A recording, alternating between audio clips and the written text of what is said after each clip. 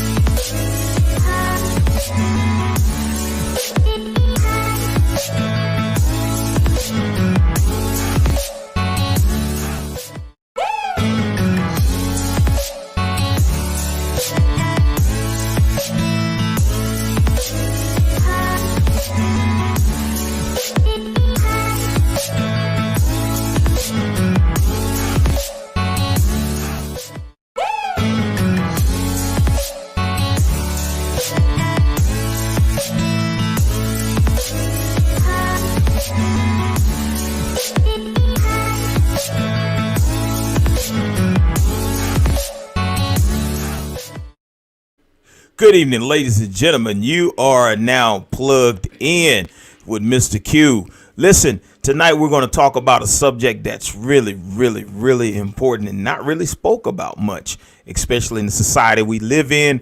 We see it every day. We see it all day, no matter where we are, whether we're at school, whether we're at home, whether we're in the community, wherever we are. We always have to, we cannot avoid this subject. We cannot avoid, this is an epidemic. You know, you think we're living in a pandemic right now with this COVID thing. This has been around for hundreds and hundreds, maybe even thousands of years. So tonight we're going to talk about cultural conversation. We're just going to have a cultural conversation. We're going to talk about it. We're going to put it out there on the line. We're going to put it on the table, and we want to see what you think about it. You're welcome to comment. You can ask your questions. You can comment. Listen. So we're going to have a candid conversation tonight, and we have two people who are very vital when it comes to talking about this conversation. And I tell y'all this tonight, listen, you will hear some things that are real, but you cannot back away from it. You cannot ignore it, and they will not hold it back. They're going to let you know everything as much as they can let you know. Listen, this is it's going to be Natalie Samuels and Virginia Redwine Johnson. And they're about to come out and they're about to talk to us for a quick hour, however long we have. Listen, this is Mr. Q's show, but look, I'm going to let them have the platform tonight. I'm just here. And also, don't forget our Black Business Spotlight. That's right, Black Business Spotlight. We're going to have that around 8:30, and we're going to get back into the discussion. So give us a second, and we're going to bring those two young ladies right here to the screen before you so we can speak on this cultural conversation.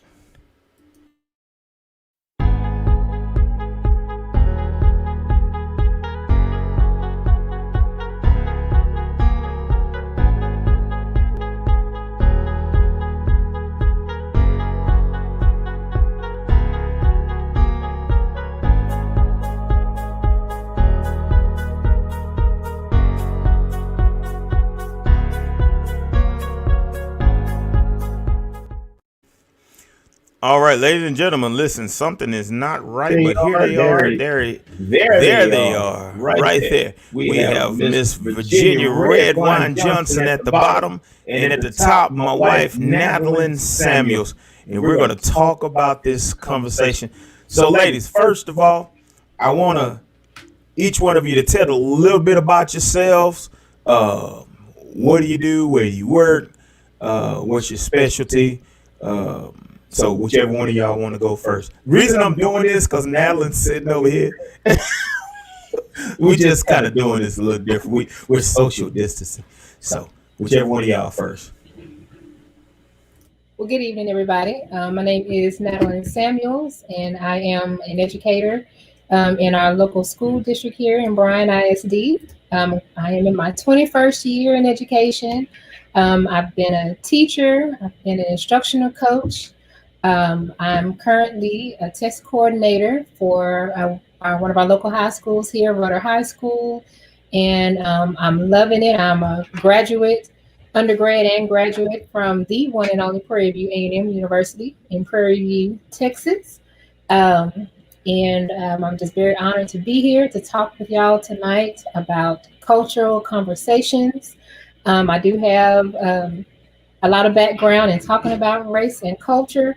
Um, I did some of my studies at A&M as well in urban education, and so I do have some background in that as well as being a part of the culture that we are going to be talking a lot about this evening as a professional Black woman, as in a professional educator. So thank you for having me this evening, Mr. Q. I mean, Virginia. Well, hello, I'm Virginia Redwine Johnson. I am in my 15th year as an educator. I've mainly taught math, but now I teach ELA at Rayburn and Bryan ISD. And I'm very passionate about this conversation because it affects us daily. I'm very concerned about the state of Black America and Black students. So this is a great conversation and a great start for us to get talking about it so we can have some movement about it. So, first of all, what I want to talk about is where the most relevant, like where is it most noticeable about the cultural um, situation that we deal with? And I want people to understand when we're talking about cultural, we're meaning where you can kind of tell that there's a difference where people um, how can I say, when you go to the grocery store, when you apply for a job, when you're at school and you see the kids, when you go apply for loans, when you walk in the bank, where is the most noticeable? What do y'all think the most noticeable place is when we're dealing with these situations?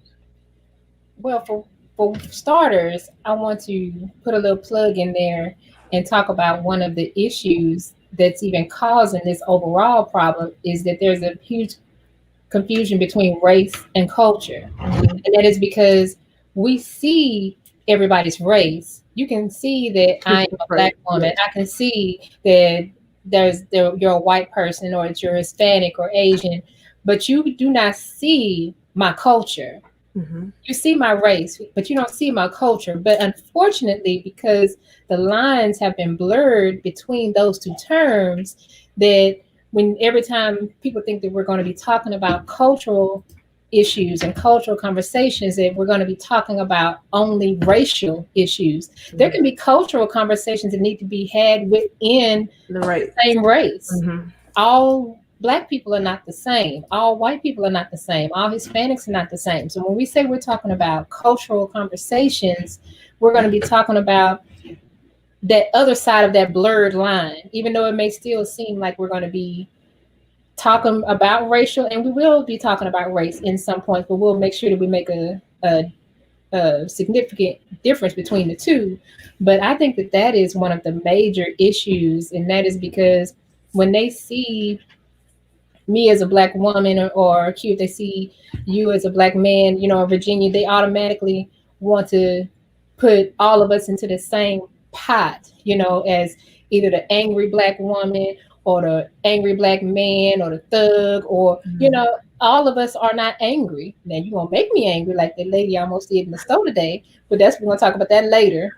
But I think that that's one of the biggest issues, is that there is such a huge misunderstanding of both sides of that blurred line. Mm-hmm. And so I think that and these conversations are definitely needed and necessary, to be had for everybody, not just amongst one particular culture or one particular race, but they're for everybody. So that's when I think the issues come from.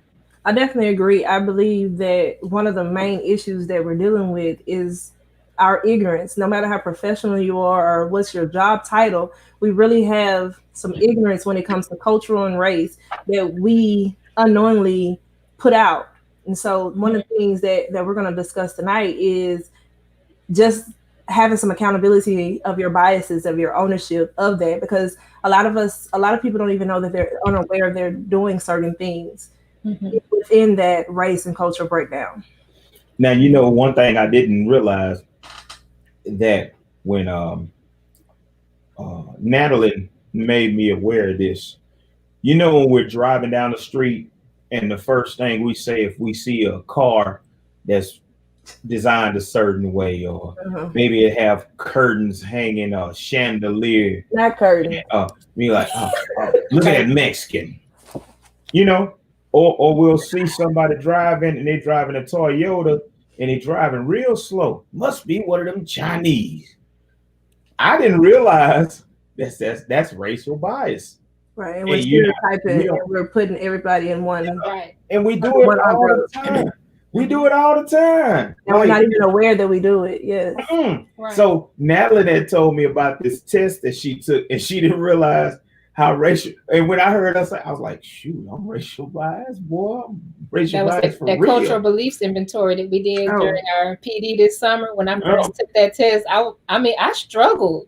I mean, I really did. But it was the very first thing that we had to take in our doctorate seminar class, and it was in my urban education studies. And I struggled with some of those questions because I was like, "Oh my goodness," just like, growing up, I always thought that all Hispanics knew Spanish until I ran across some friends in my class, and they were like, "I don't know one word of Spanish." I'm like, "Wait, what?" But then, that was a cultural thing, and even when I got to Prairie View, it was even a culture shock. And that was amongst my people, that that's why I know for a fact from experience that there are so many cultures, even within the same racial group. It doesn't always have to be. Like we could live next door to each other and we're going to be vastly different, So, right. I think as Black people, we are guilty of not wanting to be stereotyped, but we do deflect and do it to other ethnicities. Like you said, riding down the road in the car, oh, that's a Mexican, that's a Hispanic, So, but we're guilty of not wanting. Don't say we all eat chicken because all Black people don't like chicken, or don't say nothing with watermelon because I don't even like watermelon. I don't eat watermelon. I do. I was just using that example because I do. I don't. but we're guilty of those types of things that we may do it to others, and we don't want that to be done to us. Don't categorize me. I'm an individual. Do not put me all in one category, but we're guilty of that. Right. Now, do you think that we are partially guilty for that? Because, something that we just finished talking about, how all our cultural conversations always end up being about cultures other than the Black culture.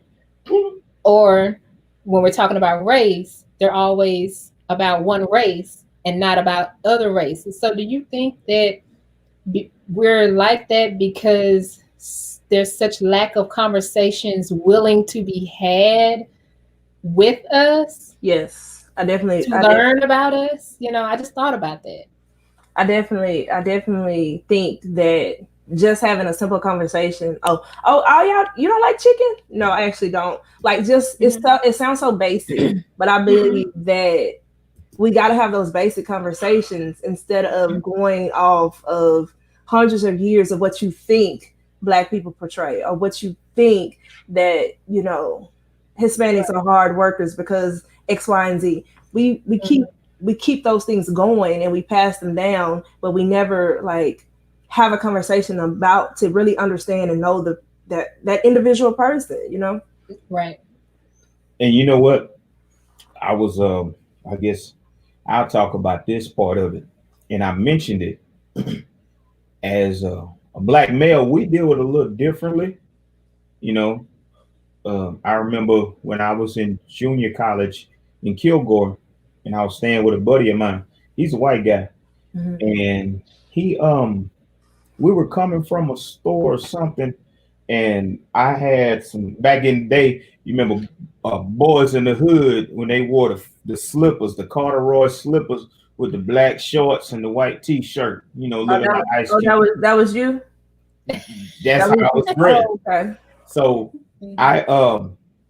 we were walking down the street, and I never forget hearing the click, click, click, click, click, doors locking, literally locking. Right? We going across the street. We just got paid. We picked up our check from Winn-Dixie. We're going to eat. So I'm like, Why they lock it? He said, man, they always lock the doors up here, And I didn't realize what was going on. You talking? I'm like 18 and 19 years old. I'm not thinking about that. And then as I got older, I started noticing. You go into the bank, they look at you funny. Mm-hmm. You go into, for instance, one time we went to the outlet, and Philip was buying him a Fossil watch. Philip had money. He could have bought 3 or 4 Fossil watches. My son Philip. Philip. Yeah, he could have bought 3 or 4 Fossil watches that day. And the lady was falling behind him, and she said, can I help you? And she kept asking, and I'm like, she doing this because you just standing in here looking. Mm-hmm. So what Philip did, Philip took the watch, the most expensive Fossil watch he could find, took it up to the counter. Natalie walked up behind him, choo, choo, choo, gave him the money. She had nothing to say. Oh, y'all had automatically. Well, not the most expensive one in the store, but it was the most had that long light. Look at my face. It was the most expensive one that he liked. Y'all had that long money. Sometimes you gotta make a it was a time of year. Sometimes you gotta make an example. Like, I can buy these. You want one too? It was the most wonderful time of the year. I can't. I've called the Better Business Bureau on a couple of businesses here for following me in the store for just because my money spent like everybody else. Like, give me the common courtesy. But I think that's where we just build up, and it keeps going, and nobody has these conversations like, all Black people don't steal, just like all white people don't do certain things, and all, so just having these conversations and really trying to understand other people, or it's worse though to me. It is. And having the conversation to the point of understanding, not just having that foundation conversation and then be like, oh, well, okay, and then keep it moving. No, we need to talk until we get an understanding. Right. It's a difference. And me and Natalie, we was watching TikTok this morning. Was it this morning? Mm-hmm. That looks, yeah. And I wish I could have pulled a clip up, but it's on TikTok, so they might have a little infringement situation. But it was a clip of a Black kid at a white kid's house, and the mama came out, and she was saying stuff like, "Well, he's eating like he doesn't have any food at home, but does he go to school? He doesn't go to school." So she saw the kid in the white kid's room, and he was going in his backpack, and she came up to the room and said, "You're stealing. So she runs downstairs, tell her son he has to go. Black kid walks out, white kid runs out behind him, and the lady runs out. So she stops the Black kid and said, "Martin, tell him what you were doing." And he stopped and he said, "Well, ma'am, you say that I don't have food." He said, "But ma'am, I eat every day. You say I don't go to school." He said, "But ma'am," he pulled out his report card, "I make straight A's." He said, "Ma'am, you see I act like I'm homeless and my family don't have a job." And his dad pulled up and had a Tesla. And he said, "Well, my dad's the president of some executive company." And her face just dropped. And then he said, "You saw me in your son's room and accused me of stealing, but I was bringing him a brand new laptop because he said he couldn't get one." So he was buying a laptop for the kid because the mama couldn't buy the kid a laptop. So they were less fortunate than him and didn't even realize it. Right. And that is like every day, especially from middle class Black people. That's what they deal with every day. Like, we don't fit in anywhere. Yeah. Right. Anywhere. Like, we don't have nowhere. Just stuck out. And that's why these conversations are important, because the more we do not have these conversations, the more that these stereotypes are going to be fueled, the more that they're going to grow, the more the ignorance is just going to get even more ignorant. I mean, we got to have these conversations, y'all. I mean, they're uncomfortable. Say that word again. Which one? Ignorant. Yes. We just fueling the ignorance of the ignorant. I'm just saying, because all because we can't just decide to have these conversations when something happens. We're okay. We don't want to talk about different cultures. We don't want to talk about what's needed in the Hispanic culture until something happens in the Hispanic culture. We want to talk about what's needed in the Black community until something happens in the Black community. Mm-hmm. I mean, it's still some people who don't even know where things are in the Black community, and they teach in the Black community. Yeah. I mean, come on now, and we'll talk about that later. That may be a whole nother different show, but even as educators, I mean, I know a lot of people who choose not to live in the community in which they teach. Mm-hmm. But even if you choose not to live in the community in which you teach, you still need to know about the community in which you teach. I mean, or in which you work, in which you educate. Wherever you're a business owner, whatever the case may be, you gotta know about that community, because if not, how are you effectively going to reach them? And to do that, you have to have those conversations. And that's the issue we deal with here, y'all, because I think they used to do, even when the teachers would come from out of town, they would drive them through. Yeah. Mm-hmm. They don't want to go through the community no more. Mm-mm. Yeah. Yep. They want to read that book. What book? That one. That book. Hey, not this big book I got my computer propped up on. Ain't nothing but cultural conversations in this one. I'll show this one of them other books. I think on the educational standpoint, just this year, I went to a different campus, but just me being there, it has changed a lot of my students' perspective. And they're vocal, like, oh, you know what? I've never had a Black teacher before. Like, oh, can you tell us about this and tell about this? So we're competing with parents about breaking down their ignorance, So right. We have, 10 and 11-year-olds trying to understand, well, why does my mom say this about Black people? Oh. When Miss Johnson, you act like this, so it's that conversation that, and I just get on into it. Well, let's talk about it. Well, yeah, because that's the conversation that needs to be had. I think everything is a teachable moment. That's right. The election really brought out some real ugly truths that these babies have at the house. I actually had a altercation in my room, Trump versus Biden. Wow. It really speaks to how our children listen to us. And how we are poor examples if this is what they come in and put out at school, Right. So, but see, at least you had the conversation. We had at the high school level, we have some high school teachers who were not comfortable enough to even have the conversations with these bigger kids. Oh, I ain't never seen that. Because on the high school level, it looked a little different. Yeah.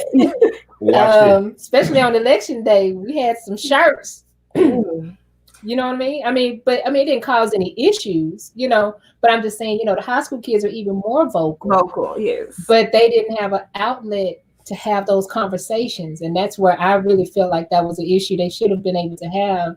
I was really on pins and needles coming into school from the heightened cultural sensitivity with George Floyd and everything, because these babies been at home, they watching. Mm-hmm. So what you thought you could tell them, they TikToking and YouTubing, and they seeing in a whole different picture. So it makes them curious about a conversation. Well, they say this, but I'm looking at this way. So this summer, as bad as it was, it really introduced a whole new audience, these kids, to a whole new life, whole new thing. And I appreciate that, because they came to me with a lot of questions, and I'm gonna give it to them all uncut. Right. Well, I'm gonna tell you something about the conversation I heard with the 6th grade Odyssey kids. During the election, I had a little boy and a little girl literally going back and forth. These are not Black kids. Mm-hmm. One of them was for Trump. One of them was for Biden. Same thing. I did not get into the conversation. I watched it. They said, Mr. Q, what do you think? I said, well, I don't discuss politics. Mm-hmm. And those kids, well, I think Trump this and I think Biden. You're stupid. That's exactly how it went down in my class. They were not Black children. And what happened? I said, hey, y'all can't do that. Just don't even. But see, like you say, They think we're not watching, not the kids not watching. The kids are watching. Mm-hmm. So if they see that, they can see the cultural situation. They can see the racism. They just don't know how to address it. Right. You know, Right. like for instance, when those kids, what about 2 or 3 years ago, marched out to school, they didn't know what to do. They just started tearing up stuff because that's what they had in their mind. Mm-hmm. So it's a crazy situation. But I say, how do we teach our kids to deal with, or how do we talk to them about it, and how do we get the teachers in the schools to understand it? I already know what y'all gonna say. Well, one of the things that we lack, and let's just get into it. Let's just put everything on the table. Is that this is my 15-year teaching, and in 15 years, I may have been in one professional development that actually seriously dug into teaching a Black student.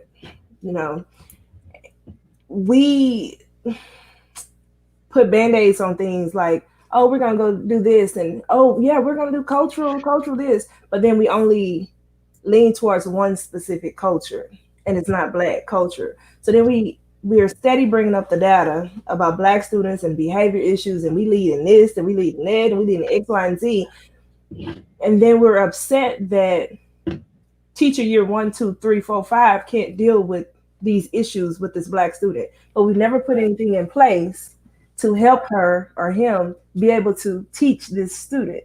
So one of our issues is teachers can't do anything that they're actually not taught to do, or, you know, it's very difficult for us to ask them to get out of who they are. Well, if I've grown up white, I didn't have any of these issues. It's very difficult for me to relate to the issues that you say these students have.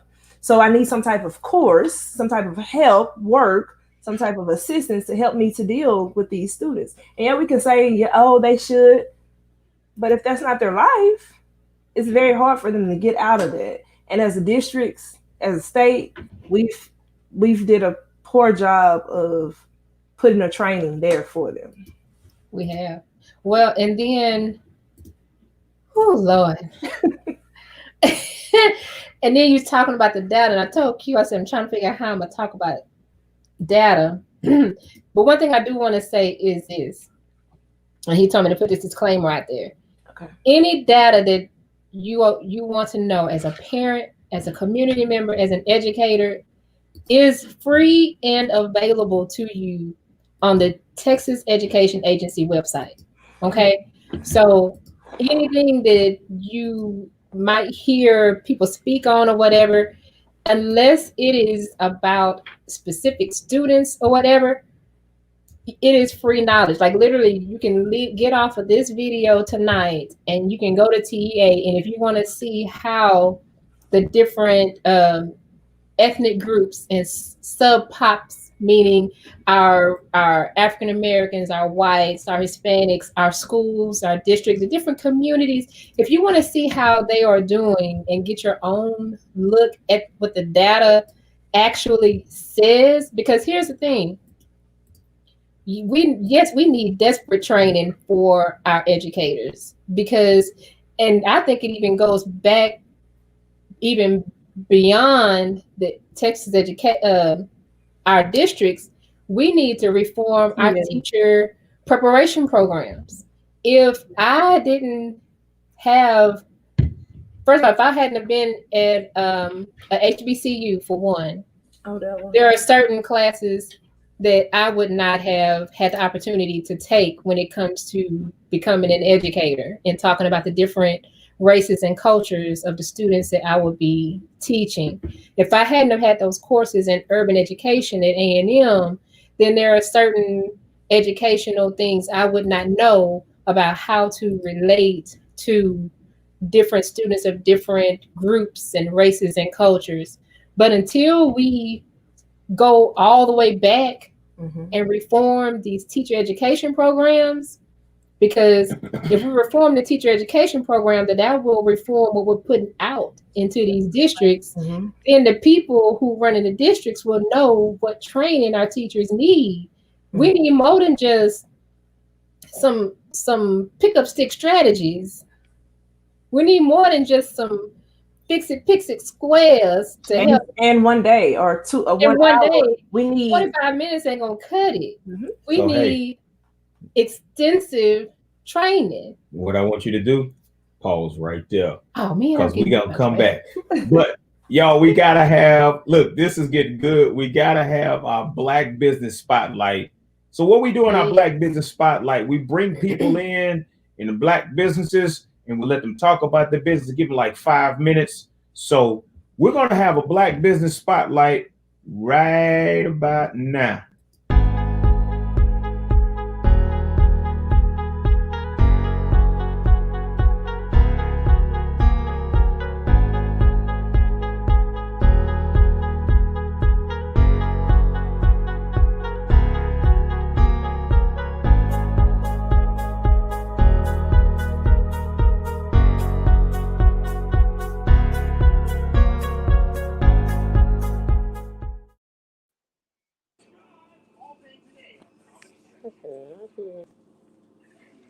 We have Miss Erica Workman. I believe that's her name, Erica Workman. So, Erica, can you hear me, Erica? Unmute your mic there. Hello. There you go. There you go. So this is Miss Erica Workman. Now she's gonna tell us about her business and what services or what she provides with her business. So how are you doing, Erica? Doing just fine. So tell us a little bit about yourself and about your business. 32-year-old Black-owned business. I started in April. Only been open for about 8 months. And I started with women's clothing. And I started with women's clothing, accessories, purses, lashes. Now I'm venturing over to men's as well. And then eventually I will start on kids' clothing. My company name is what's the name of your company? Endless Shine Creations. So would you say that the pandemic pushed you to be more of an entrepreneur? Because a lot of people are saying now, ever since they were put on lockdown, it gave them a little time to think. It gave their mind a little time to move a little more. So a lot of businesses were born throughout this pandemic. Or were you doing it before then? Or it just like, hey, I'm going to go ahead and just do this? Because of my main job that I do, because of us being shut down, they gave me the opportunity to have more time to actually focus on it. Because I've been working on it for a while. It just didn't have enough time to actually get out there and do everything that I needed to do. So with the shutdown, I was able to have more free time. Okay.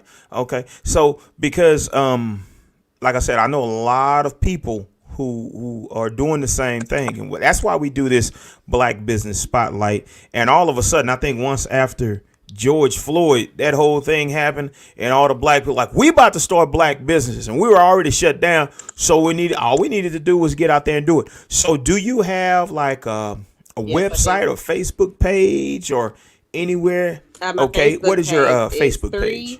page?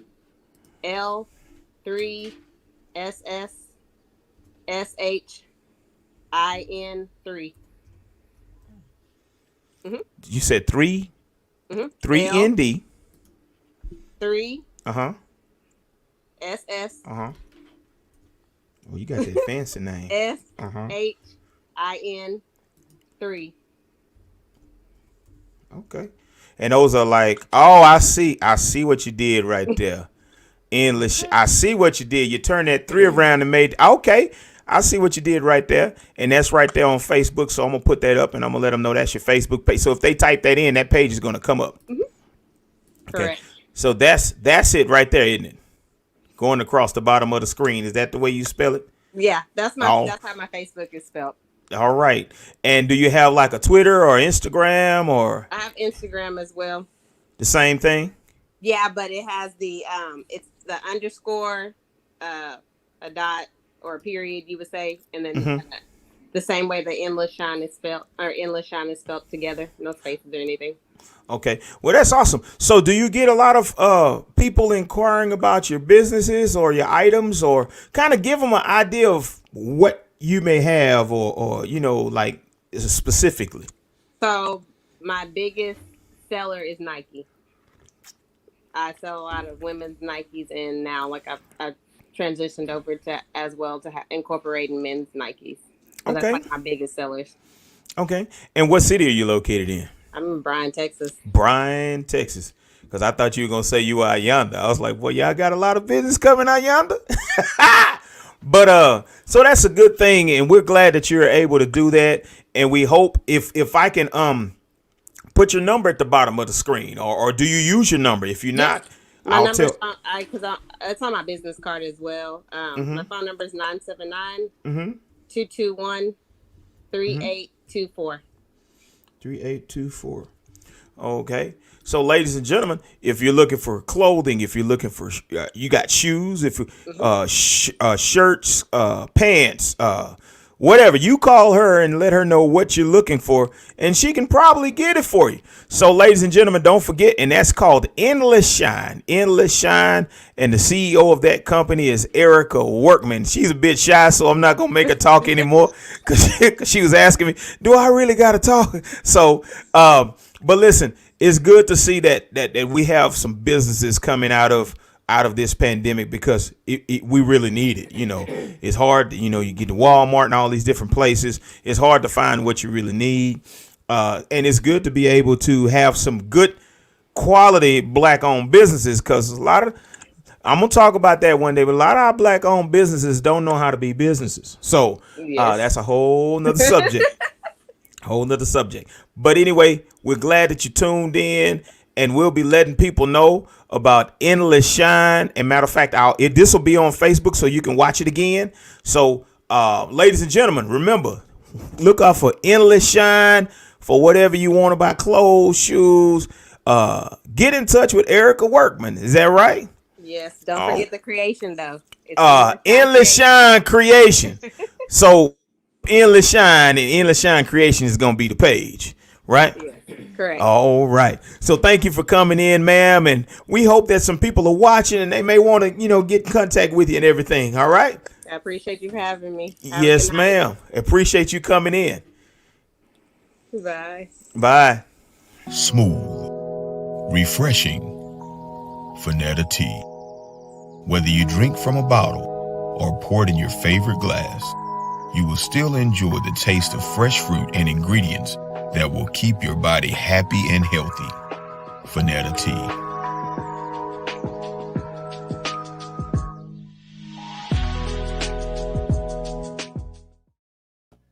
And we are back. We are back. You see that right there? See how I did that? Yeah. So we back. Ladies and gentlemen, let's go back into this conversation about this cultural conversation. You were saying your last word was the TEA. That's what you were. Oh, I was talking about how the need for teacher education, reforming our teacher education programs. There we go. I think that will be one of the key things that will help us get the training that we need for our teachers and our educators, especially with the way that our schools and our areas are becoming more and more diverse. We need teachers who are trained to deal with more and more diverse groups of students. We just really do. Yeah, that was the last part of my sentence that I was gonna say. So I got a question for y'all, both of y'all. When y'all, because I deal with the behavior, I'm just dropping stuff. I deal with the behavior side. So, how can I word this?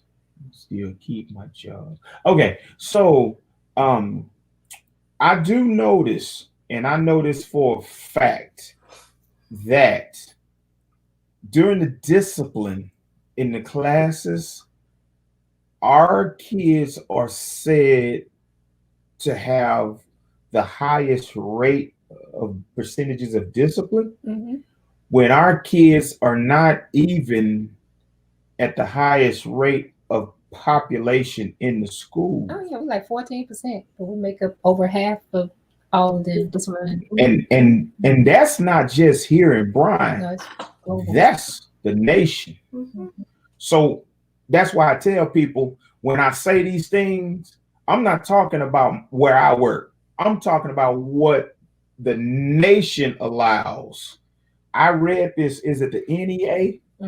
I read the NEA and it shows all of this data. But when you go to those schools, it's a handful of us. That speaks to the programs. That speaks to what Natalie's saying, like reforming these programs, because it's not just Texas teachers that can't teach Black students. It's across the board. You can. And I noticed that when I went to NCTM, I didn't mean to cut you off, but I went to the NCTM conference a few years ago, and I was talking with some teachers from Hawaii. Over there, like Hawaii, and you wouldn't even think that far away that they would even be having some of the same issues that we're having here. Where were we? I was in California at the time, but we were talking about Texas versus Hawaii. But there was no versus. It was, we were just talking about kids, and we were talking about the issues that we're having. You know, it's a global thing, and I talk back and forth all the time with Dr. Donna Ford and Dr.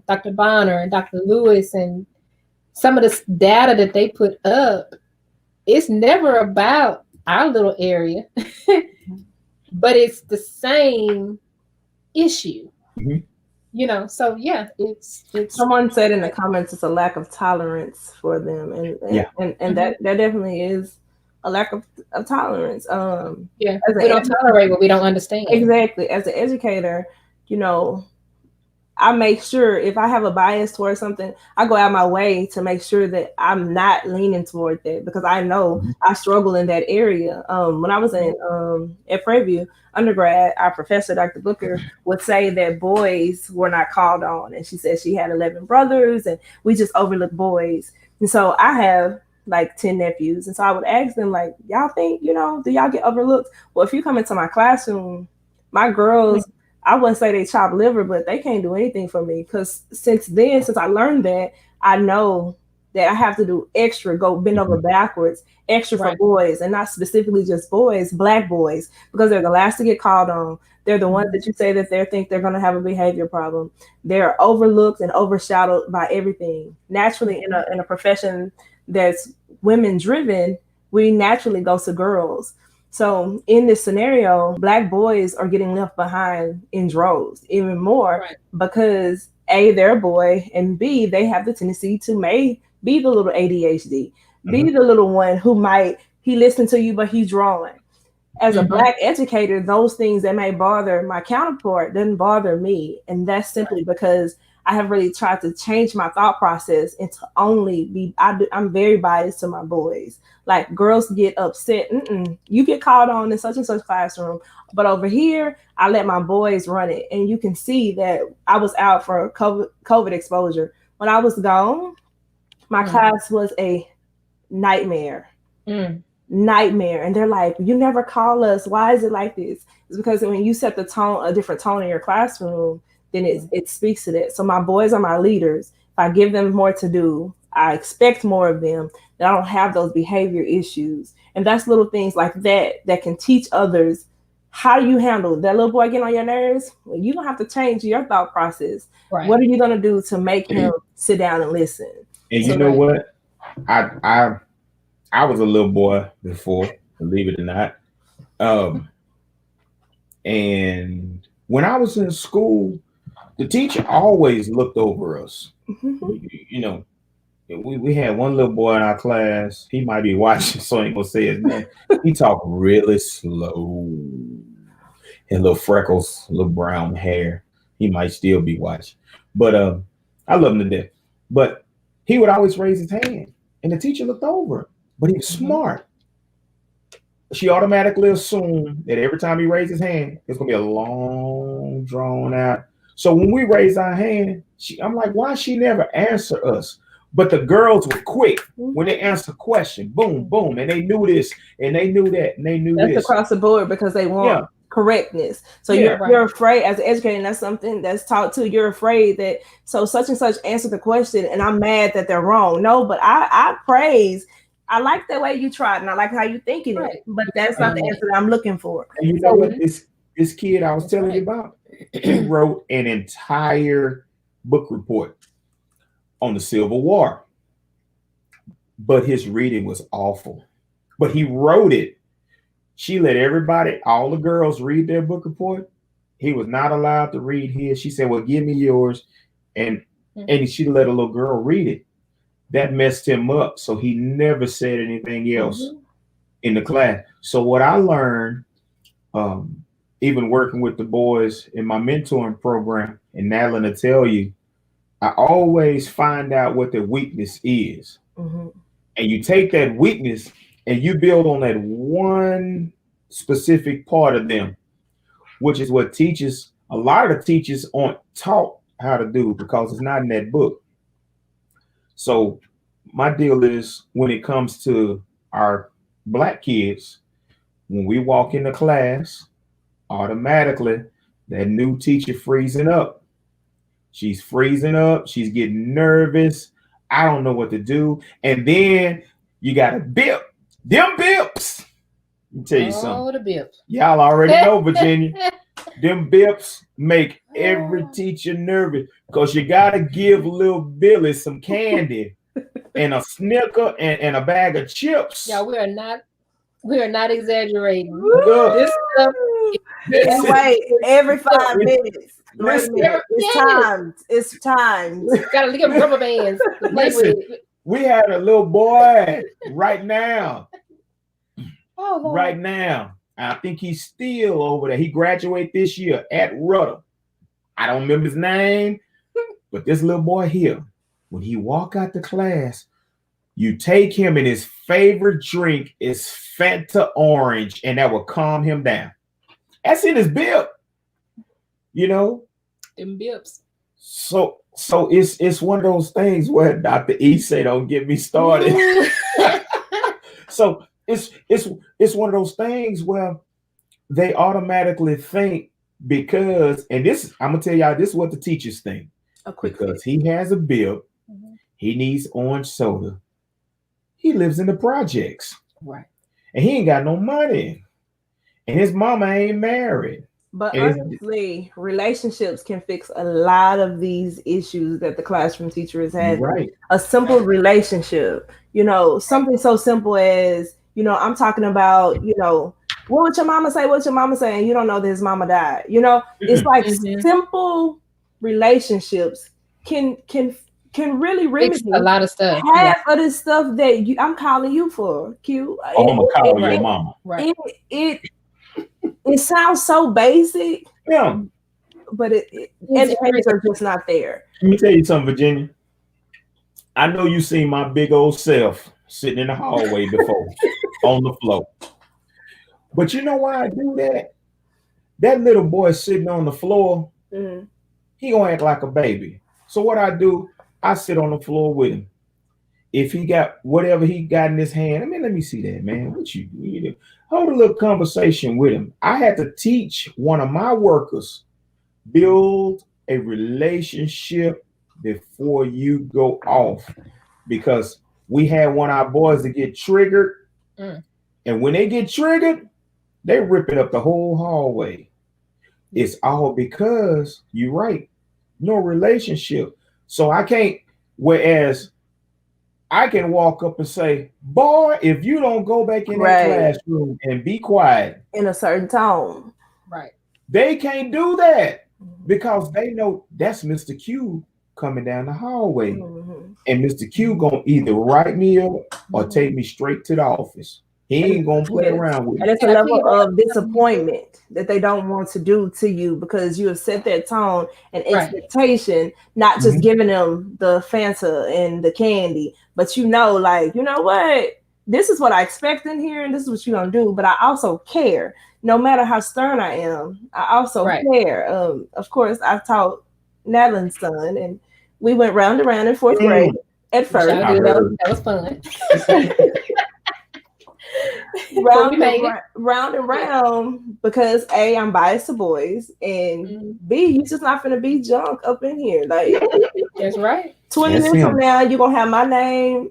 You gonna know Miss Brown was your teacher, and I pride myself on that. So that That's right. relationship is a big thing. And it lasts. Mhm. And it What lasts. you finna And say? I was gonna say, you mentioned something about when you're mentoring with the boys and how you figure out their strengths and their weaknesses and how you help them build on their weakness. You build them on their weakness. You don't coddle. No, none of us said we coddle and be like, "Oh, I'm so sorry." If y'all don't, if y'all don't quit coddling these children and build them up on their weaknesses, they don't need to be coddled. Mhm. They need. Now, I'm not saying don't give them love. It's a difference between tough love and coddling. That means if you once you learn that child's weaknesses, especially our little boys' weaknesses, you help them build on them so that they can become strengths. You Y'all don't read, coddle them. Miss Sharonda What she say? Burns. I see. Relationships are a key. You Huh? can touch mine until. You Hey, touch it till you touch the heart. hold it right there Exactly. once again, y'all. I That's hate to right. do this. We got another. Dun, dun, dun. I ain't got my music yet, y'all. But we got a business spotlight coming up right here. Just a That's right, Dr. E. Meet them where they are. That's second. right. She'll be right back, Dr. E.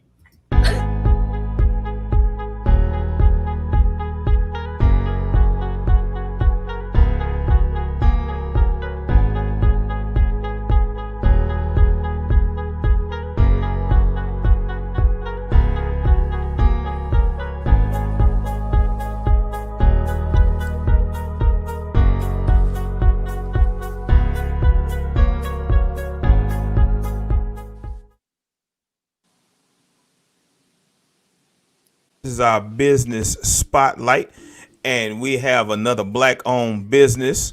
And introduce yourself to us. Can you hear me? Can you hear me? Can you hear me? I'm sorry, the service is really bad. Can you hear me? Yes, I Hi. can hear you. I am out.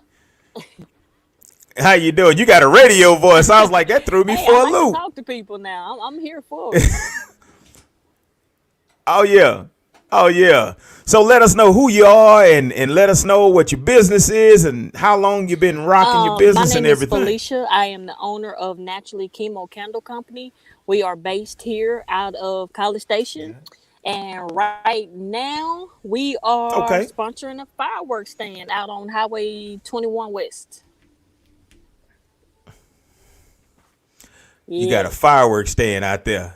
How many black owned businesses, how many black people you know got a fireworks Absolutely stand? none. And that's why Huh? my business is changing that and Absolutely. changing it.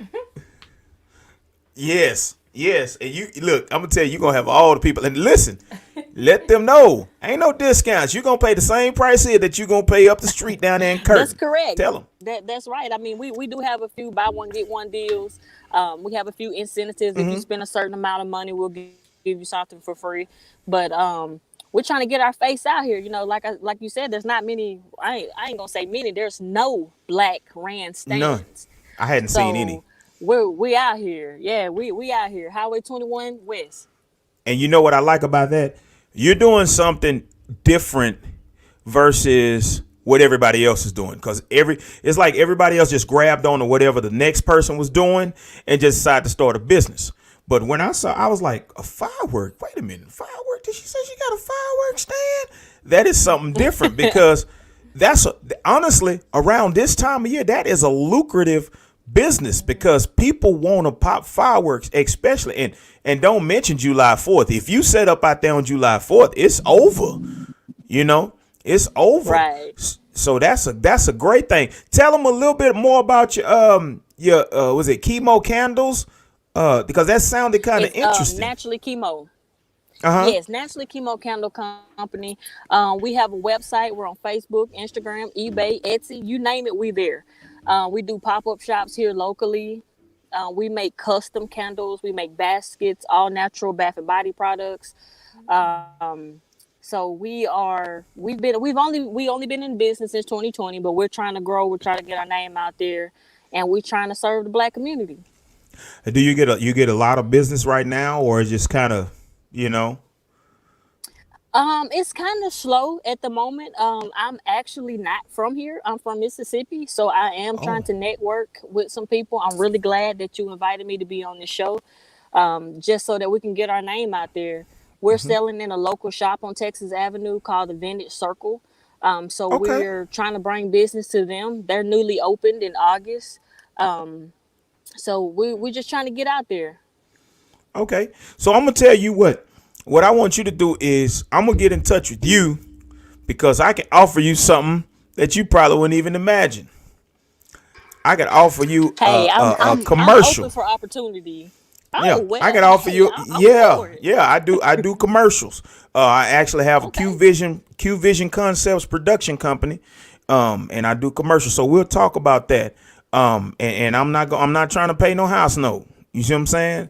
And trying to pay my car note and all that. Hey, I'm trying to help businesses get to where they supposed to be because in this town we need it. We need people who are really trying to help our people versus, and you sound like a person who has that good customer service. And I was telling my wife, I love a person who has a black owned business that's got good customer service because so many times, you know how you've been in those shops. You know how it I go. know.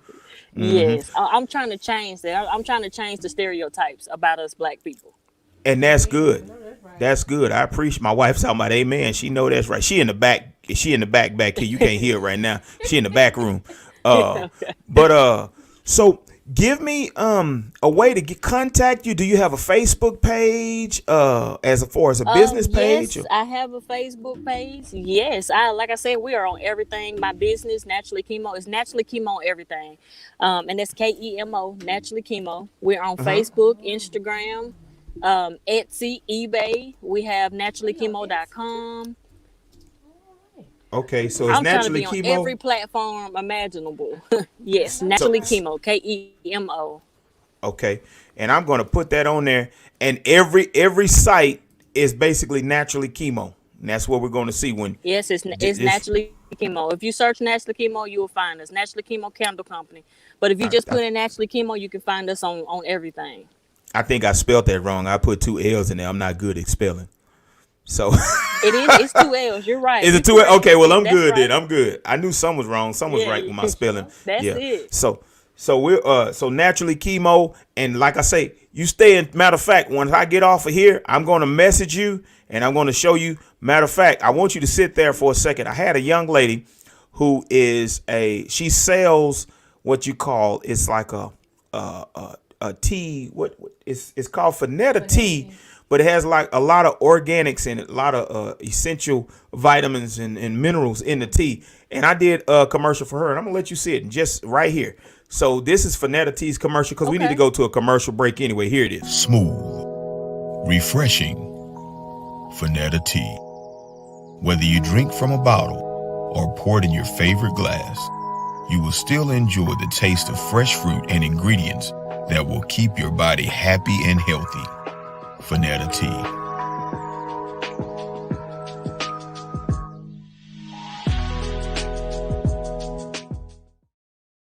So that commercial was done right here in our production studio. So make sure you stay in touch with me, and matter of fact, I'll connect with you right after we're done with the show, ladies and gentlemen. Okay. What's your last name again, Felicia? My name is Felicia McKinney on social media. I'm Ayo Oh, Nemo. That's my Ayo nickname. Nemo. And That's what I saw. but Ayo my Nemo. Ayo Nemo is mine.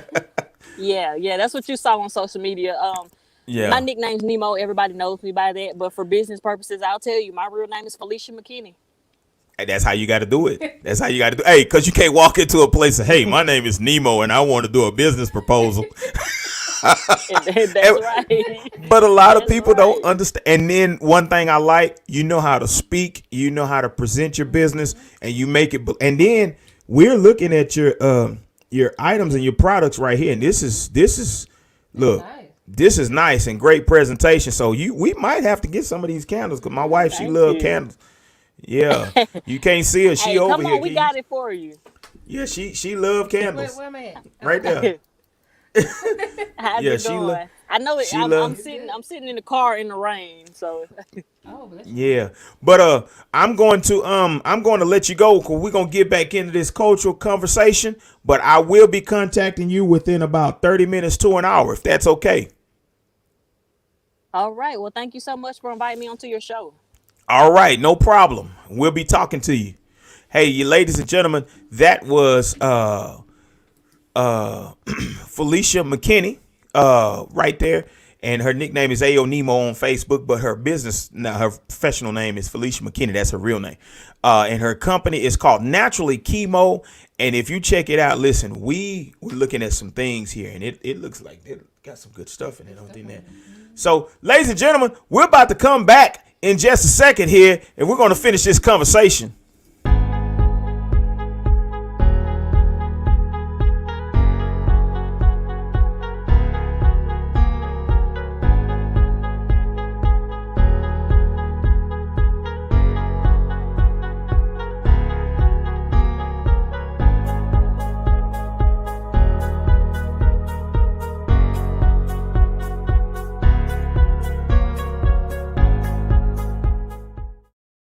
So So now we about to dig in, y'all. Look, we about to get into this conversation in these next 30 minutes.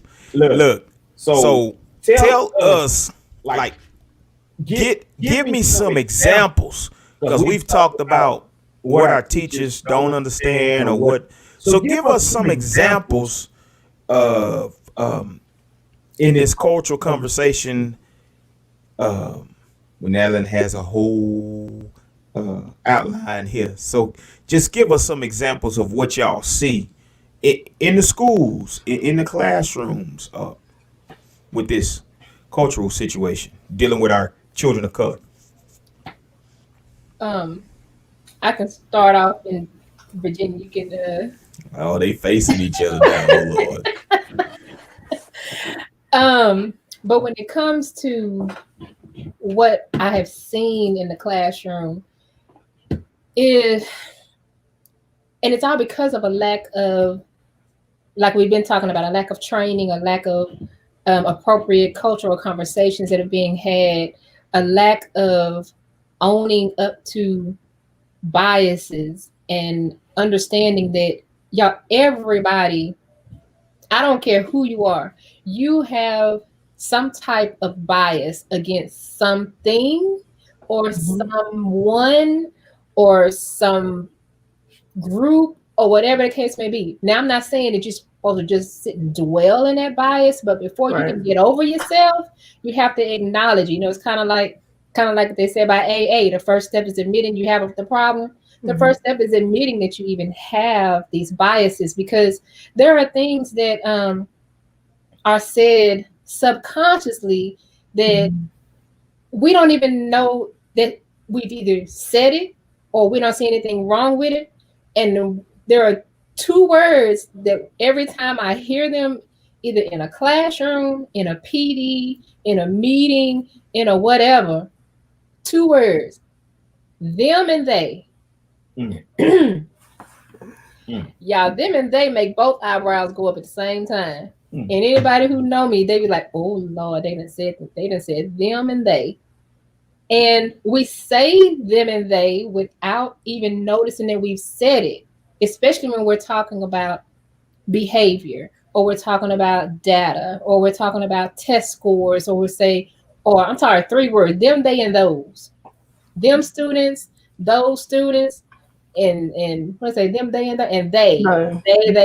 They. We know who the they are when we start talking about certain things. You know, first of all, anybody who's trained with me, anything like that, they know don't come in with them, they, and those. We're not gonna talk about them, they, and those. But I hear it in the classroom, or I call it the everybody hates Chris mentality. If y'all have ever watched Everybody Hates Chris, and y'all have heard how Chris's teacher talks to him in the classroom, you know, she stereotypes him But simple things, his mama not knowing who his daddy is, mama not having a job, daddy not having a job, him not knowing who his dad, and we sometimes these things are said jokingly in front of us, in front of Black educators. Yes, and that's when you get the side eye through the mask, and I'm like, no, we're not going to do that.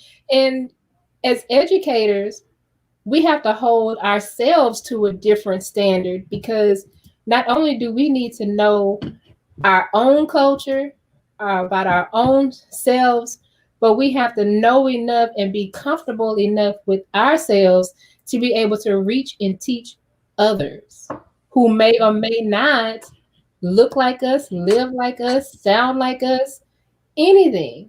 And so when you ask about what we see in the classroom, I just see just a lack of cultural knowledge. There is a huge cultural knowledge deficit in our education system. And when I'm saying this, I'm not just talking about locally.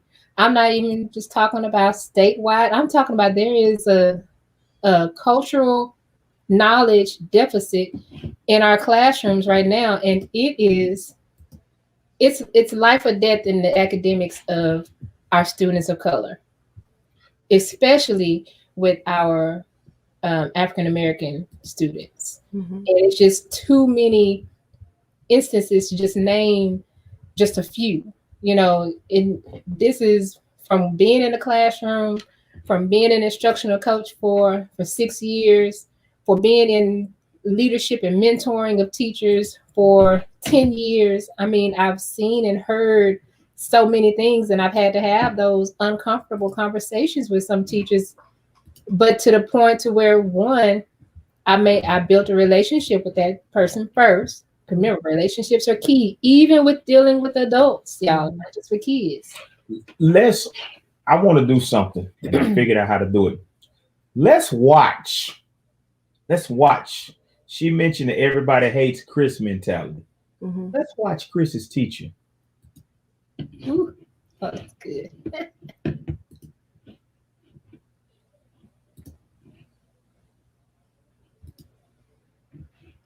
Wait.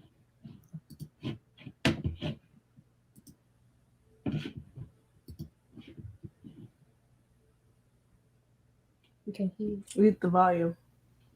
You can hear. You can't hear the.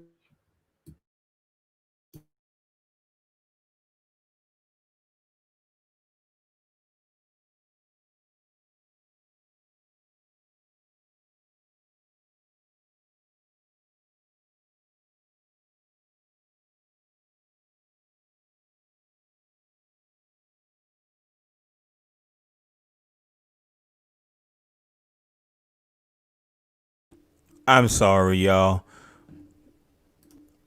I'm so sorry. We were trying to hear old Chris and I couldn't really hear it. But I'm still listening to it for some reason.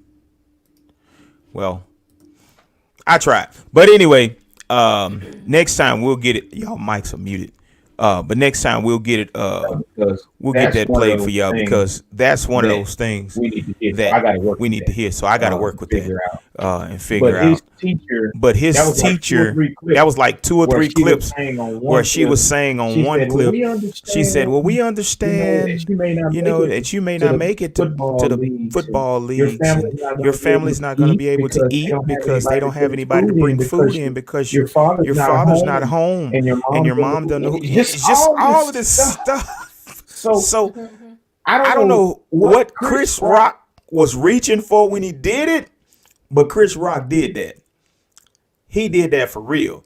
And he's a controversial individual anyway. But as Natalie was saying, that's one of those mentalities. A lot of our teachers, and they can't say that stuff now, but they can think it. It's up there.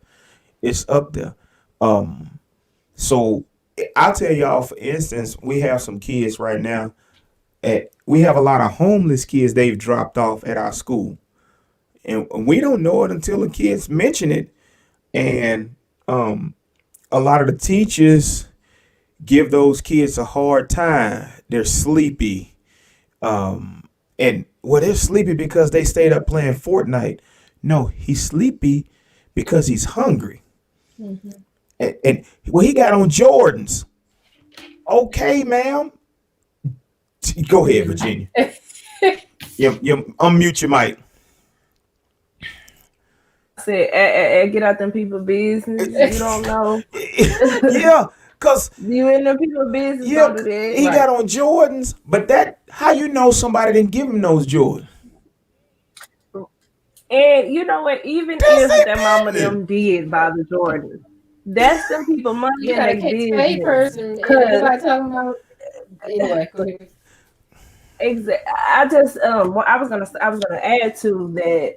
I think of it as educators like this. A lot of teachers teach out of fear and a lack of compassion, and that won't get us to success. You can't And teach what so you're scared of. they scared.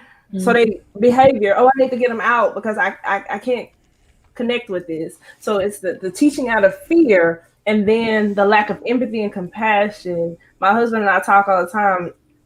He says you can't teach people to be empathetic or to have compassion, but I think that you can, because at some point in our lives, like, I don't have to have this issue happen to me for me to have an understanding that that's a hurt for you, and I have to connect with you on that hurt.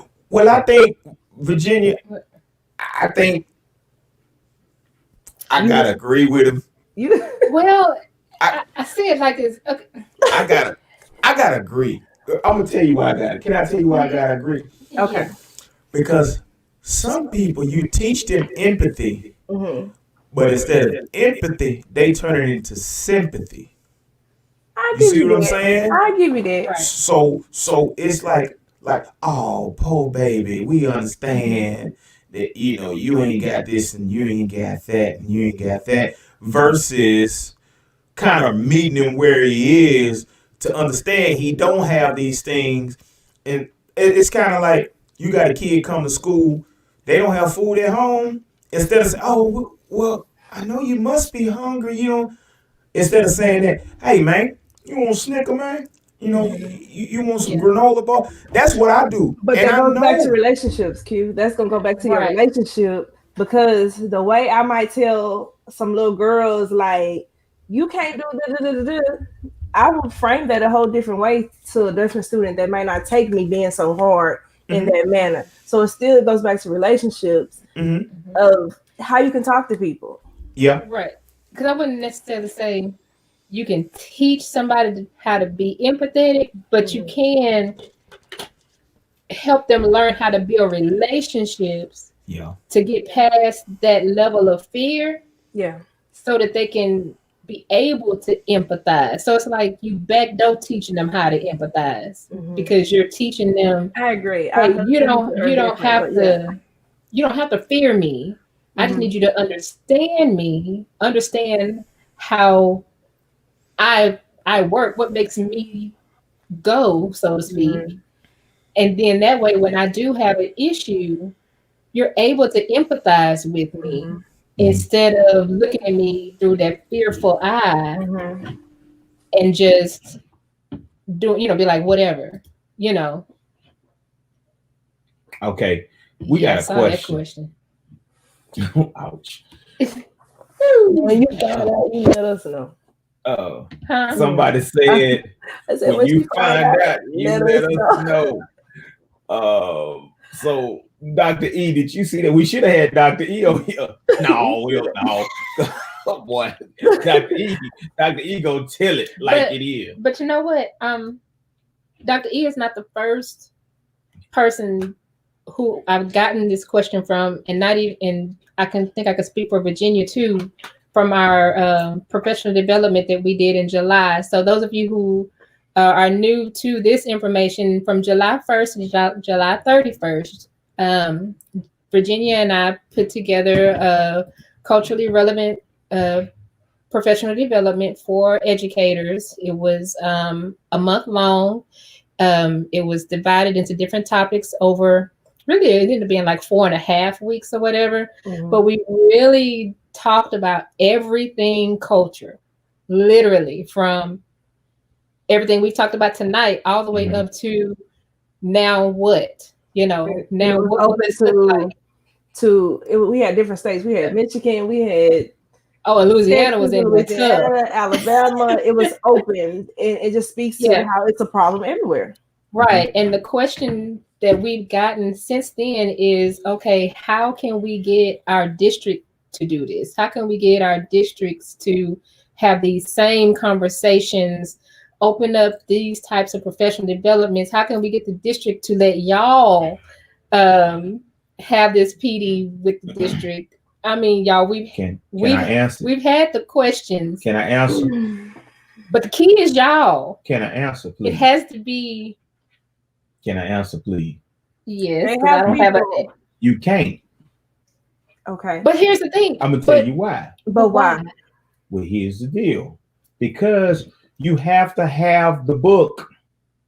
You have to, people, in order for us to be able to teach in this professional development that y'all did, you have to have the book.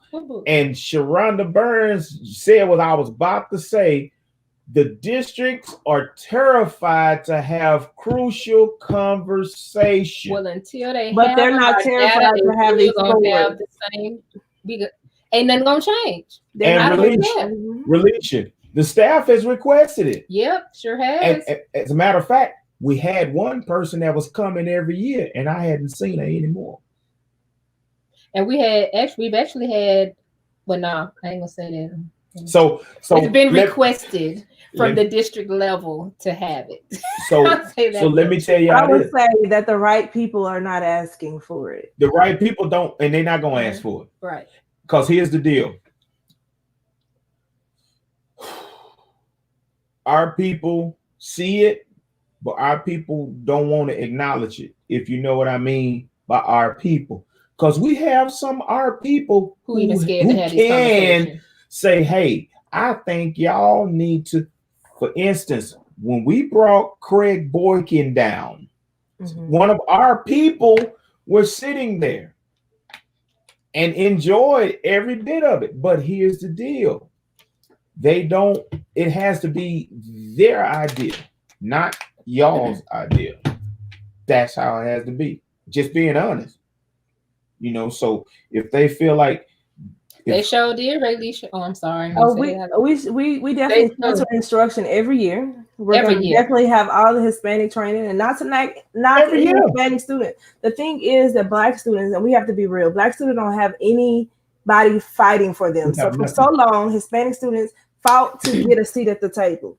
They want their kids to have this, and we have LULAC, and we have all the other Hispanic forums. They come in and they pushing for it. And you know what? What happened is we trade places. So now the white student, the Hispanic student, they getting everything they need. And what happens? The Black student isn't getting anything. And we're not caring. We don't care because it stays this way every year. And you know what happened? Yeah. You know what happened?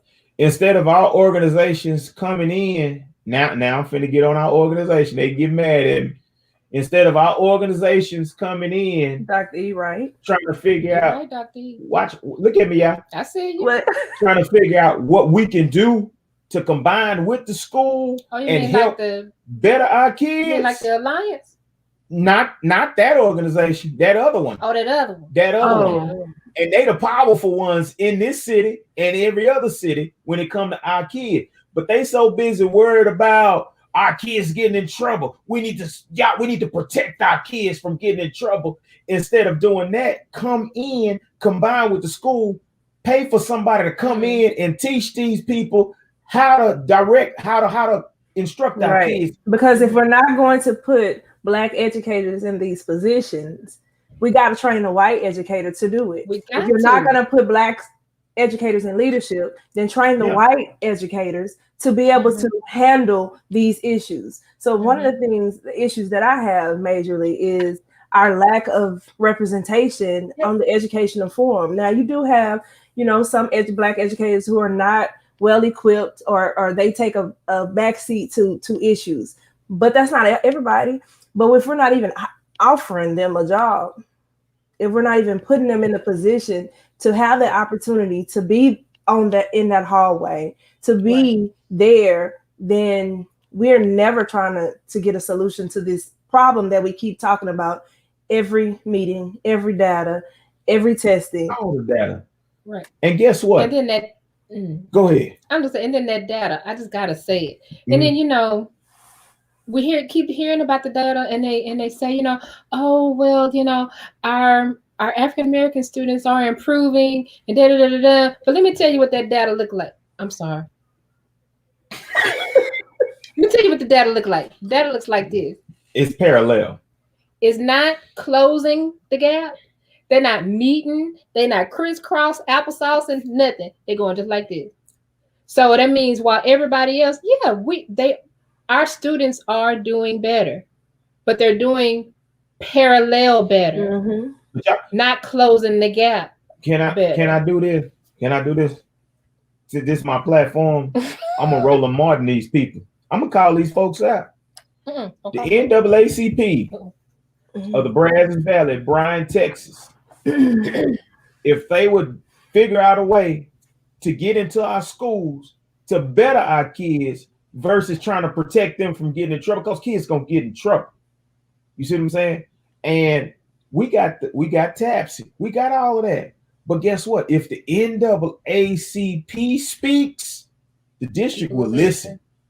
But they don't want to speak on the positive side.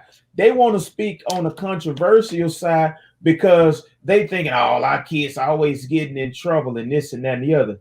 But guess what? We're not helping them to not get in trouble. Right. Because if we were teaching them and really getting on their level and really changing as educators, we wouldn't have some of the behavior issues that we have. So that it's like one big umbrella. If they fix this little part, then it just falls under. But we can't see that. And you can't teach it from the highway. And I tell you, and let's go to the house. The parents know that they can call the district and gripe about a black kid being mistreated, and emails gonna go all over the place. But that same kid can act a fool. You know what I'm saying? So here's the deal. What she say? They have to keep their hands in the cookie jar like those SARS. Oh. Well,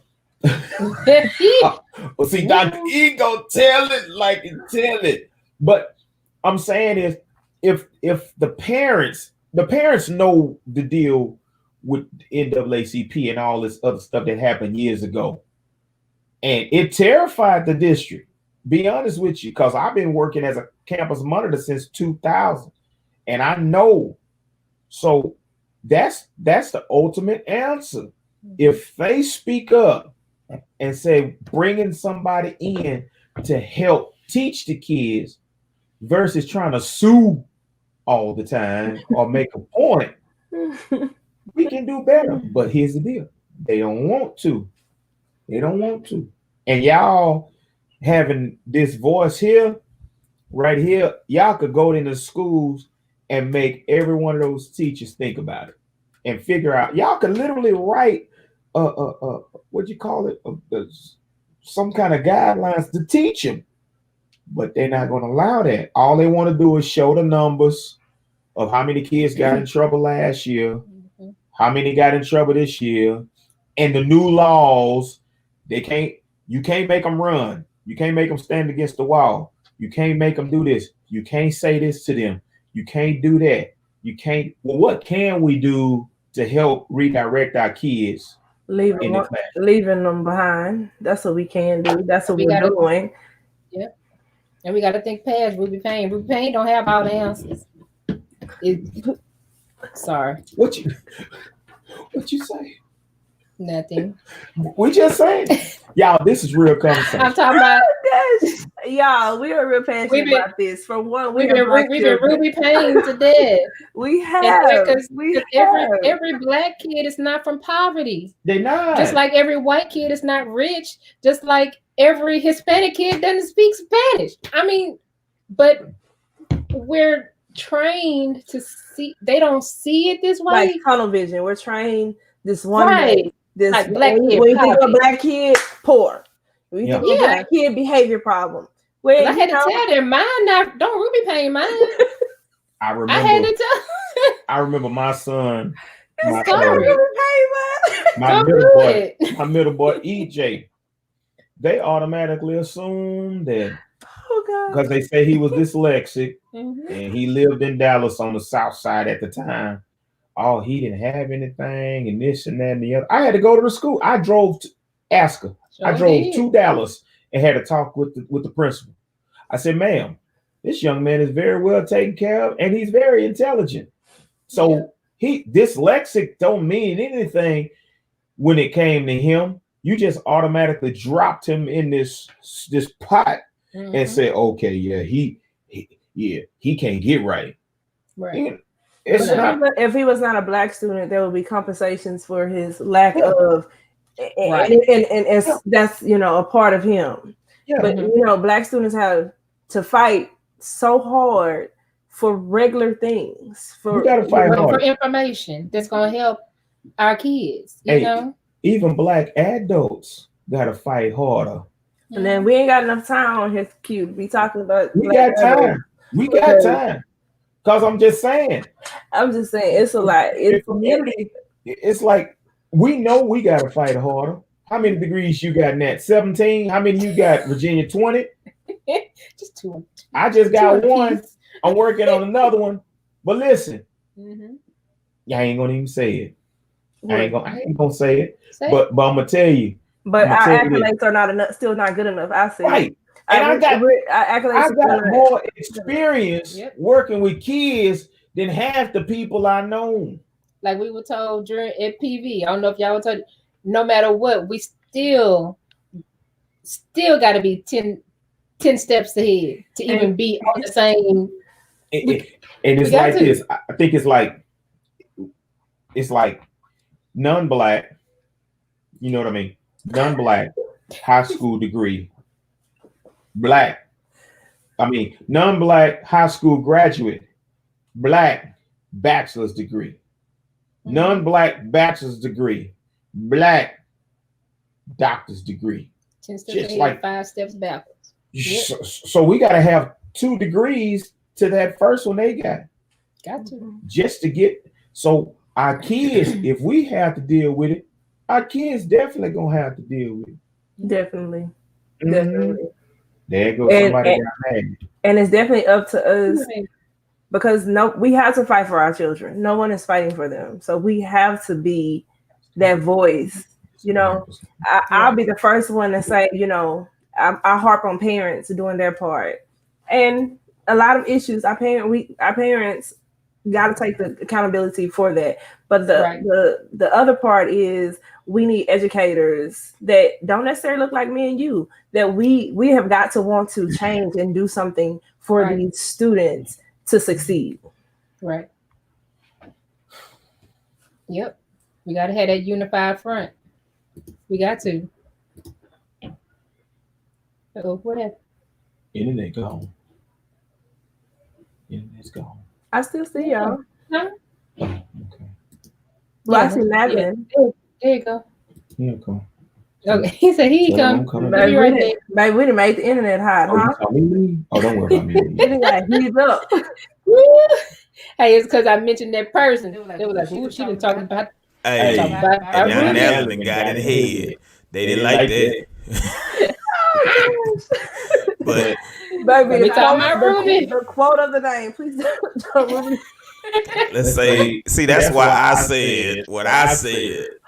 You can't say that name. You got triggered. Kick me out of it. They kick me out. They don't like me.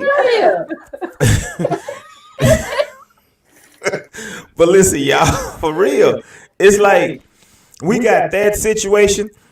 Natalie done talked about what the everybody hates Chris syndrome, the Ruby pain, but this one, the blind side mentality.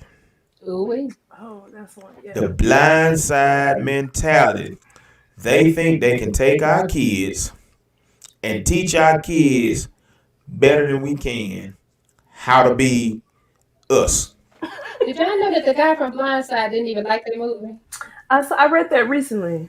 I was like, whoa. He was like, he did not like how he Because was in the movie, depicted. they made him seem like this low Yeah. life, poor He wasn't kid, that bad. and he really wasn't helpless. Yeah. But that But speaks to how we still try to couple everybody in the same sense. yep, Mm-hmm. And you know what? That's for self gratification because they want to feel like, and there go that they word again. They want to feel like they had an accomplishment. They did something. I help Black people. I did stuff. So Yeah. it's almost like overcompensating for their yeah. lack of. And Because you have some who genuinely do it. Then you have some who do it because somebody else did it, and they think that it's easy. You can't raise little Juju if you don't know how Juju is when he get mad. You can read all the books you want to do. Oh, well, Black kids, they like this and they like that. Not all Black kids like that.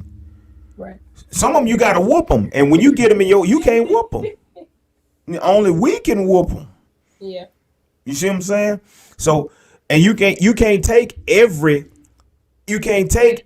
Black kid and Really. Miss Millie, Lord Jesus. not the color purple. That's now Landon, take his phone. Take his phone. In the other room. I Cause now cannot- that's a whole different. Don't. Lord Jesus, the the Miss car. Millicent. But, At the but Christmas, you know what? for the Christmas. That's And, Yeah. and I know we've been trying to talk about how to make this happen and how to get this training done and how to get the information out there. And Dr. Kafili yesterday or the day before yesterday, whichever, good for yourself. he said that we have to get books and literature written by people of color Mhm. into our trainings. Now, I don't know about y'all, but think about the books.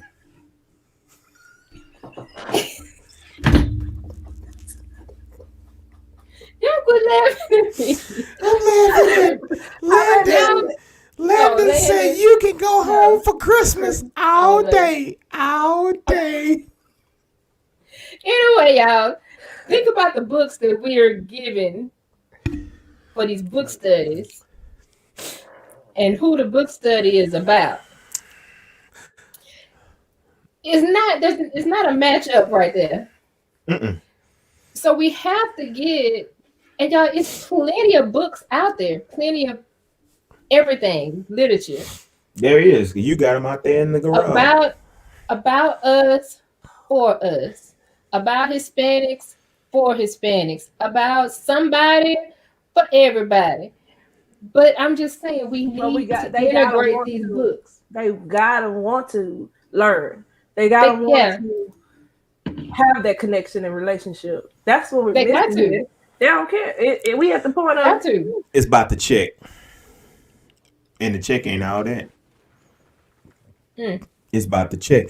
I'm gonna tell but y'all. you'll get the shirt made that said it's about the what's that little cliche? It's about the impact, not the income. Yeah. But listen here. You got a handful of kids, a handful of teachers in any school that has a passion. Because I work behavior. I know the teachers with compassion and the teachers that don't. And I know the teachers that are passionate about kids. And what's crazy, the teachers that we think are crazy are the ones that are passionate. The ones that get frustrated. They need to, they just need to come get them because they're passionate about making sure that child get the help that they need. But that one that say, get out, just go stand outside and leave them outside. And don't come out there for minutes, 30 or 40 minutes to get them. In the hallway before announcements. Because if you put them outside, I can teach the rest of the kids. Yep. But those passionate teachers, they out there in the hallway with them. Tell this young man, blase. Listen, he can't do this because that's the passion. But people got it mixed up. it's also about the need to try and sound like it. Release it, and they try and they can't. You Come on can't here, be. Ray Lisha. Yeah. You can't. You can't be Natalie. You can't be Virginia. You can't be Relicia. But you can get some knowledge because I might yeah, get get your real life ugly. You can't be like me and get on this mama level like I'm gonna get on them. Right. You can't be like me and say, boy, I said go back to class, sit down and be quiet. And I mean it. And guess what? He gonna make class. But when you say, hey, listen, I want you to go to class and sit down and shut up. You said the wrong thing. First of all, you got in his face, and like you say, you don't have that relationship. And then it goes back to the relationship, because we do have some stern, white teachers that got expectations up here. Oh, yeah. No, they're not playing. This is the expectation, because they're not trying to coddle them and talk, passive to them. But that's a relationship. And you know, that's another thing. You said something. Establish your classroom. Establish. When I worked DMC, y'all, I came in DMC in December, in the middle of the year when Mr. Smith was there.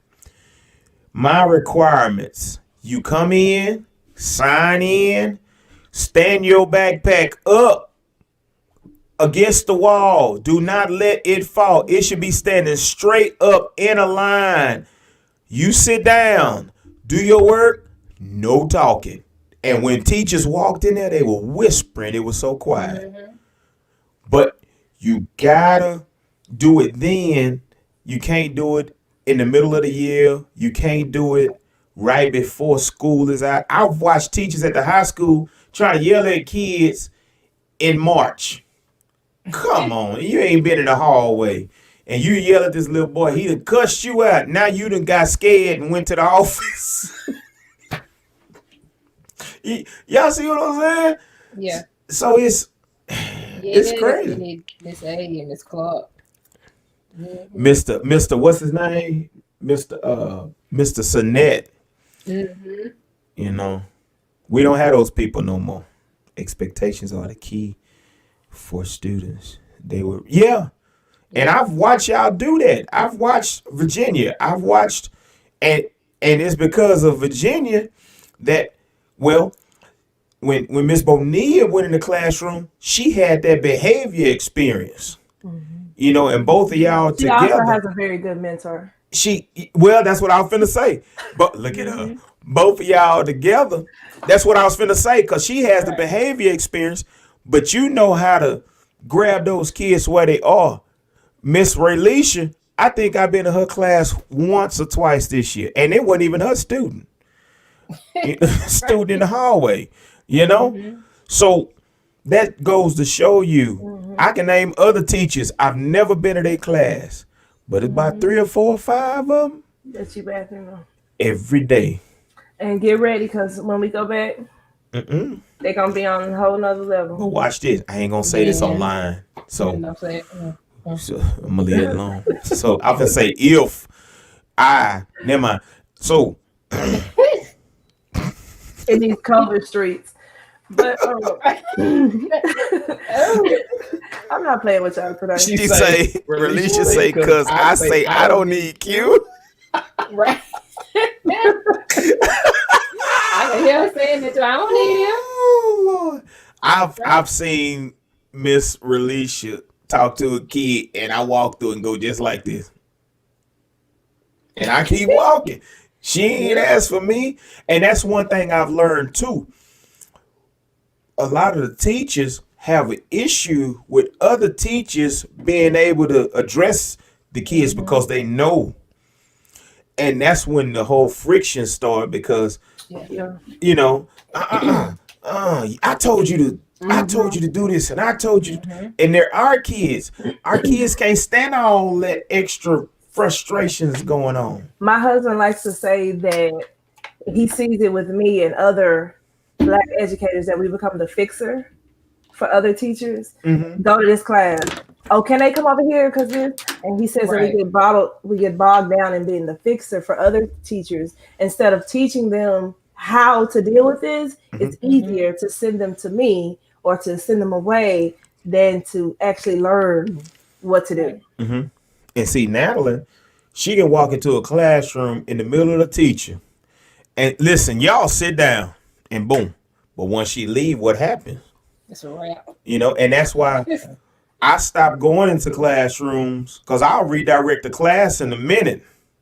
They get quiet. As soon as I leave out, they go, oh, we need a behavior specialist to room But you know, such and that's such. something they took out of training. They don't even do classroom management anymore. That's probably one of the problems. You know, those trainings, every one of those trainings we always had right after sheltered instruction.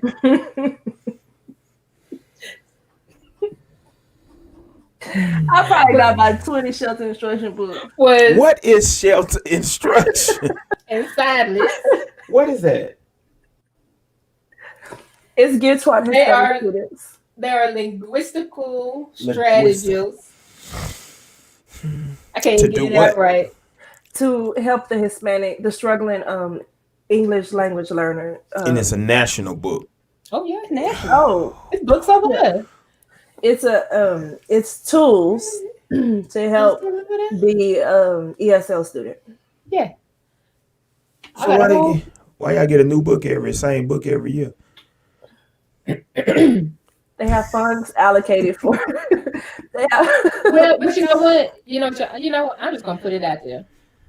Because when we were first presented with these trainings, we were told that this could be the umbrella for reaching all students of color.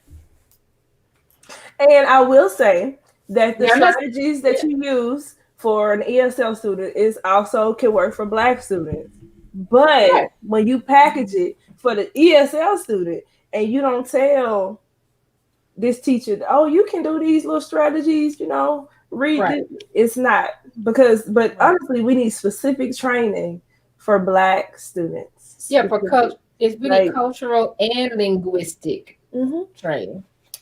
But yeah, anyway. Oh, but what I was getting at is that classroom management used to be the next session right after that or before that, and we don't have that anymore. Yes.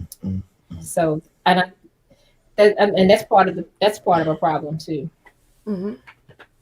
So, Classroom management. but Mhm. what you looking for there? So, Natalie, if you What's had that? to give us, we're going into 2021. If we had to say ways, three things that people can do to help them to be better at this, what could we say? Just three little things that we can try to lean towards.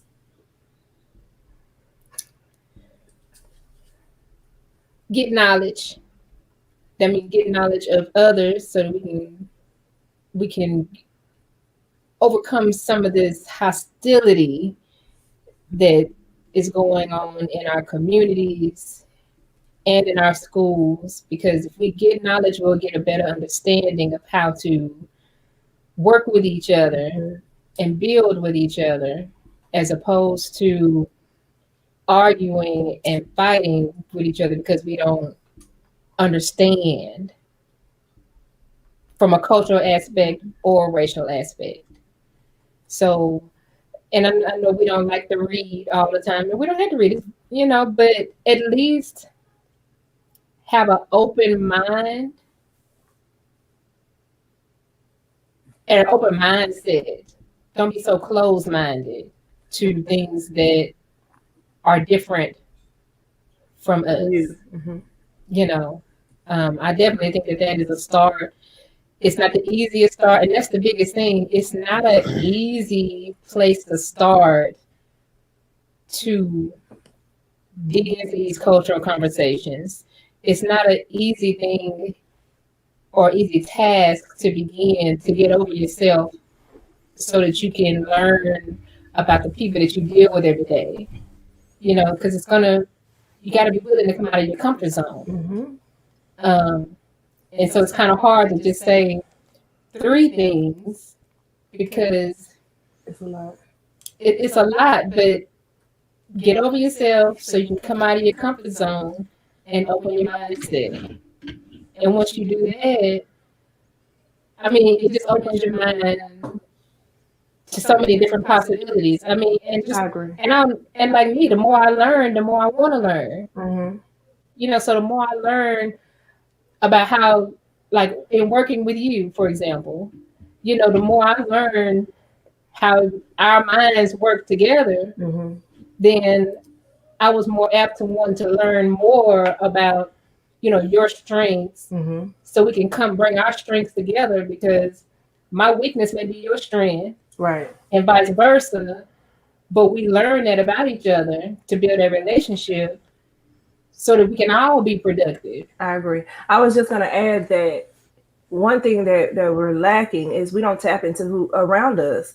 Like nobody probably don't know that we had this cultural, professional development, but you don't even know who's around you and what type of help you can get from just those people around you, because these Right. conversations aren't had because you're self-absorbed. But it's people Mhm. around you that's put on these campuses that if you just dig a little bit, those people Yeah. can help us get out of this rut that we're in. That's where the Right. black student is in a rut. And you know, that's what I tell people all the time. Like I said a while ago, I've been working with kids for a long time. So I'm not a counselor. I don't have a counselor's degree. I think we talked about this some other time, me and Natalie, and we were talking about something. But I can get in the hallway. I think when Nikki was on the show, Oh yeah. I can walk in the hallway and see a teacher talking to a kid and know that he's frustrated. But what I have to do is, hey, give me a second. Let me talk to him. Or when she's yelling, take him, take him. I say, oh, yes, ma'am. Yes, ma'am. I'm going to take him. So when I get around the corner, what happened? That kid is going to tell me what happened. Once that kid tells me what happened, I can readjust that kid. He never has to go to the office. I take him back around and take him back to class. I say, apologize to your teacher. He apologizes. I tell the teacher, he apologizes. You don't have to say anything to him. Just let him sit down. You just remedied the whole situation. But I tell teachers all the time, people don't understand. Like I had somebody tell me, I didn't know that you did this, and I didn't know that you could work. You had a mentoring program, and I didn't know. Well, you got to ask or listen. You know, I can help you, but they don't want that help because it's all about that. What is that? Not authority, but it's all about that loss of that pride. They don't want you to have more control. It's all about controlling the kid. That's what I'm trying to say. It's all about that control. But so it's just one of those things where you right. It's if everybody would learn the strengths of everybody around them, where you are strong at, teacher may not be able to handle it. So she should be able to say, hey, Miss Virginia, how did you do this? Or show me how to do this, you know? But they're not, that's not what they want to do. Y'all supposed to be talking to me. Tell Landon to go back in that other room over there. But seriously, I know y'all over there talking. But Dr. E said she believes it's intimidation. She believed that. Yeah, Lana had brought up a great point, and something that I really am always shooting for is what I want. If we put male teachers at the elementary level, it will really help. Not male teachers that want to coach, male teachers that just want to do football. I'm talking about if we put black male teachers at the elementary level, it could stop a lot of things. How do you get them? First off, we got to be accepted to recruit, because we got a university right here, Historically Black College University, that we have no partnership with recruitment. We have nothing, you know. Right. Also, these districts are not competitive with their salaries, so you have to give stuff to get. You stuff. sure right. So I'm not gonna come down here if they start at 55 up there, and I'm just saying. I don't want 36. So it's different Yeah. things, and these are things that we can have. If somebody really wanted to remedy these problems, have a conversation. I said the people around you. These are things that Well, they it can not be thinking done. of. It can be done. They don't want it to be done. There are a lot of things that don't want to be done because if we could put those guys in that school, what's gonna happen? It's gonna start to change for the better. You can't make it change too much for the better and make the school too good because then you don't have no negative data. You see what I'm saying? Because Right. I can testify on a couple of people that were in the school and the school turned completely around. I was there. I witnessed it. So it's possible. But you can't, like, if we had a school full of male teachers, black ones, man, please, that school like we wouldn't even need behavior specialists. Sounded like Neil Elementary. Ooh, You wouldn't need no behavior specialists or no, you know, It was rocking. because when you build the culture and the climate yeah. of Gotta build the expectation, culture. and forget Miss A was good on. Forget how they regular life is outside of here. We don't care. Right. We don't care. They ain't got no When you come water. here, They ain't got nothing. But when they come here, they're a whole student, and parents send us Yes. their best. Yeah. So we gonna deal with their best. If we took that mentality across the board in our schools, Because Natalie visited that school. What was that school I took you by that we was in Atlanta? the Ron Clark Academy. She went to Ryan Clark I'll Academy. move to Atlanta right now if I can work Right there. now- But You talked to the principal, didn't you? Yep. She talked to the principal. And the recruitment specialist. I'm, My card. I'm like, can they get me a job? listen, their culture, and their Right. climate is ridiculous. Like Yeah. And what's so funny is some people still ridicule their climate, but they ridicule it because they don't understand it. yes. They put in, and then I remember when I pulled up, you hear about Ron Clark Academy and you think that you can pull up to some immaculate neighborhood with, It was in the hood. man, yeah, this school is in the hood. And it's a castle. It's a castle in the hood. It's like, A big castle in the hood. it's literally a empty, look like an old empty car lot across the street from it. Like it's nothing.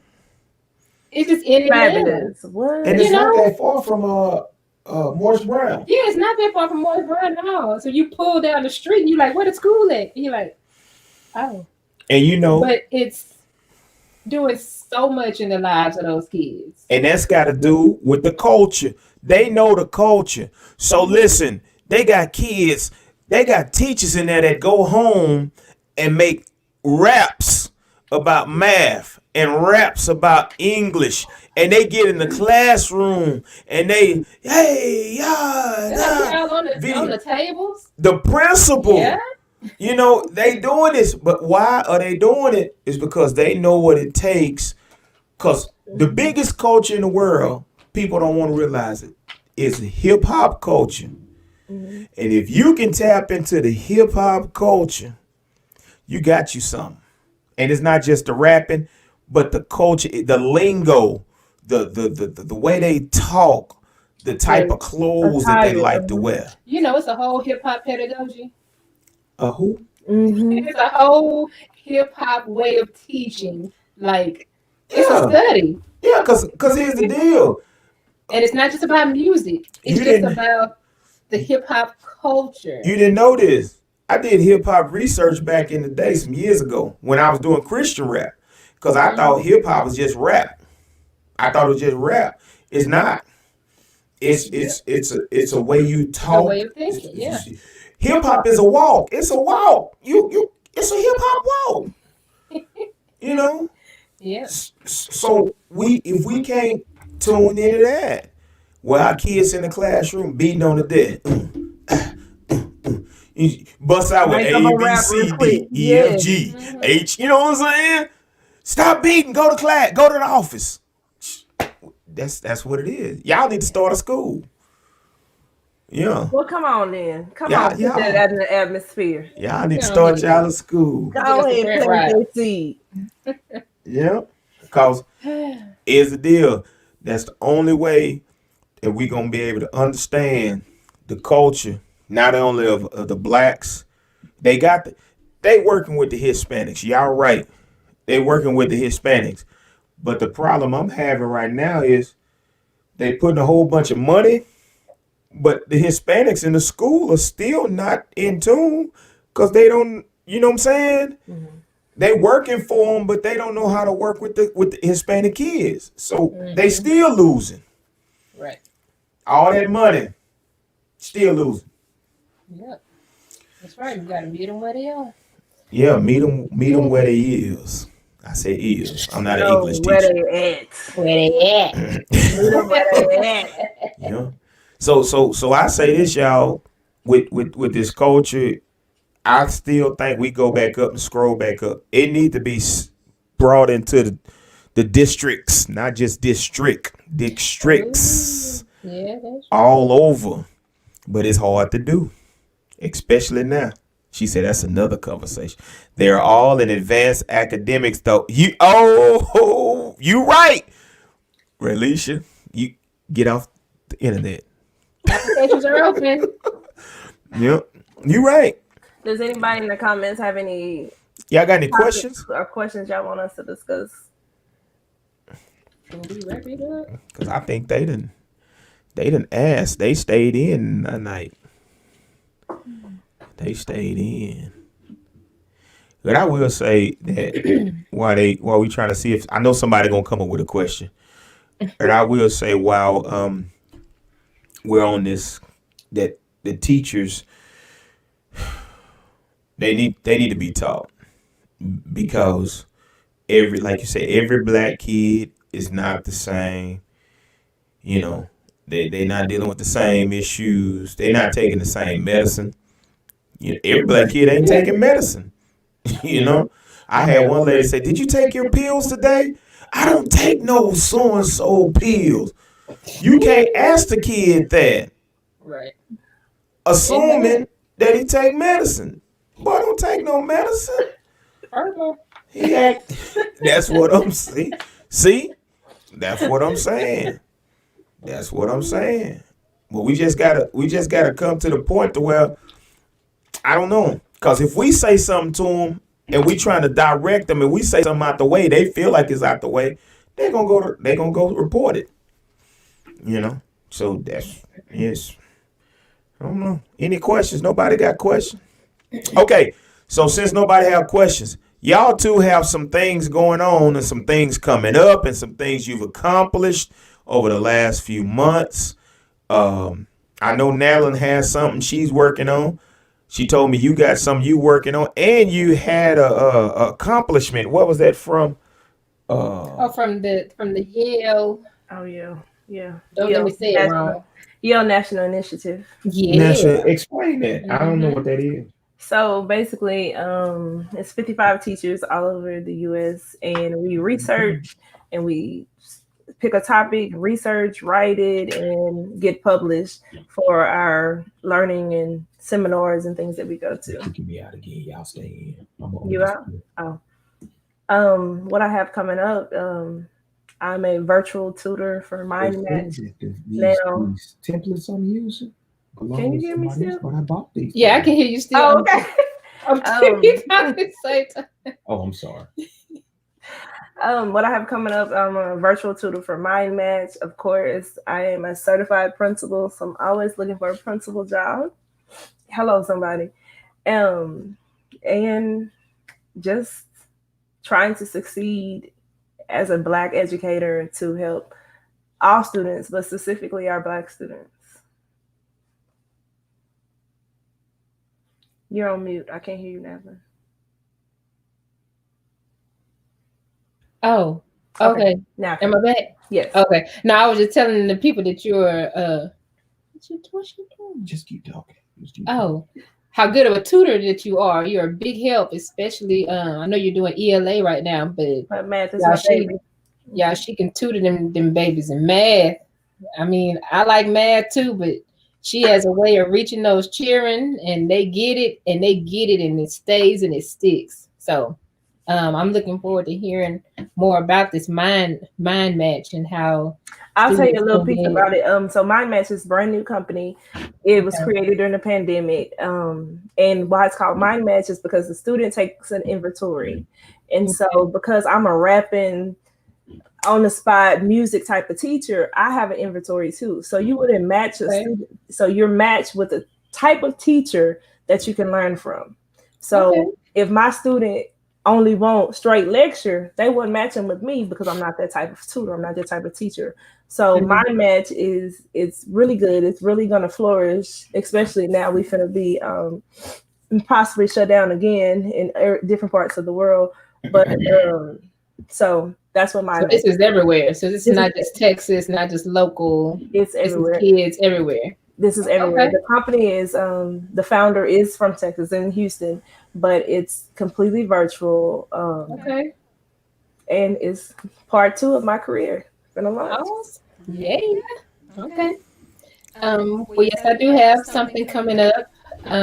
Those of you who have followed me for a while, back in 2011, I started an organization called Swagger Academic Coaching, Yeah. where I worked with high school students, preparing them for college, helping like with college applications, scholarship searches, tutoring services. Like I didn't do it all, but I was building together like a group of people with students in the community. I did speaking engagements. I used to do SAT and all those type of prep, but I don't think I can do that part because I can't have anything that conflicts with my position. But Swagger Academic Coaching is coming back. I've had a lot of requests for it from students and parents and different community members.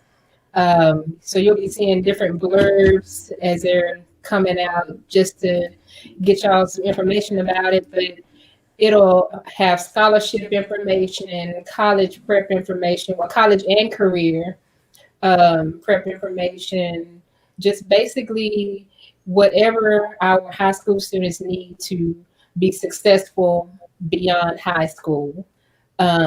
So it's but I have another avenue of it too, because since we did the professional development this summer, one avenue that I'm adding to it is an educator side of it. So there will be information for students, and there will also be an educator side of it to where you can work with your students in the classrooms or in the community to help them be successful. So I'm looking forward to it. I'm excited and building my team. And it's coming February 2021. It's www.swagademics.org. So we got great stuff from both of these young ladies. Listen, people, this is a good thing because, like I said, it's very much needed. So also, if you notice, this platform, Mr. Q's plugged in virtual show. If you like what you see, it takes. I'll tell y'all this. Doing all this, I found out it's not really free. I thought it was free to just do this, but it's really not. So if y'all wanna, you wanna shoot a little something Mr. Q's way one day, for doing this program, and if you like what you hear, because what we're trying to do, we're basically trying to uplift our black community, uplift our black businesses, educate our black community, educate our businesses, everything from how to brand your business to how to teach to deal with our children in school and society and the community, to how to what else? Learn about mental illness. We've done that. Week after next, I have some black males coming on, and they're going to talk about issues that black men deal with in the black community in the 20th century or 21st century. So it's going to be some very, very candid conversation then. and it may get a little raw because we're going to talk about police profiling, police brutality. We're going to talk about child support. We're talking about everything. So I just want to bring those things to this platform. So once again, I hope y'all enjoyed tonight. Y'all got anything else y'all want to say to the people? You got anything that, Yes, I want to commend you, Mr. Samuels, for bringing this platform to our community. Y'all, this is one hardworking young man. I'm just saying, he just finished his bachelor's in September, working on his master's now. I mean, I need some of his focus. I'm just saying. But I just want to commend you for doing this and bringing this to our community, and your passion for our community and our children is awesome. And in ministry, just you doing it all and taking pictures. Y'all, he's an awesome photographer, videographer. Y'all, get at him. He's making it happen. Well, So thank you, Mr. Q. Thank you for that plug, ma'am. Thank you. I appreciate it. You're welcome. But yeah, y'all, it does take a lot, and I really want this platform to be for everybody. I want it to be for all of our people, because our people really don't have much. Do you know how hard it is for y'all to get on another platform to talk about these conversations? You have to be on a several level. You almost have to be on a celebrity level, So this is what I want to do with this platform, is help build businesses. Also, I need Dr. E to contact me, because I would like to have her business talked about, because it's something that we need to know about. Yes, Scholars Academy. Yes, outside of the schools, we need to know that we have places for our children to go and get tutoring, and our children to go and get the extra help they need when they can't get it in the schools the way they need it. You got anything, Virginia? And thank you too, Virginia. Thank you, guys. Yeah, Virginia. That's what I thought. I was like, you know what?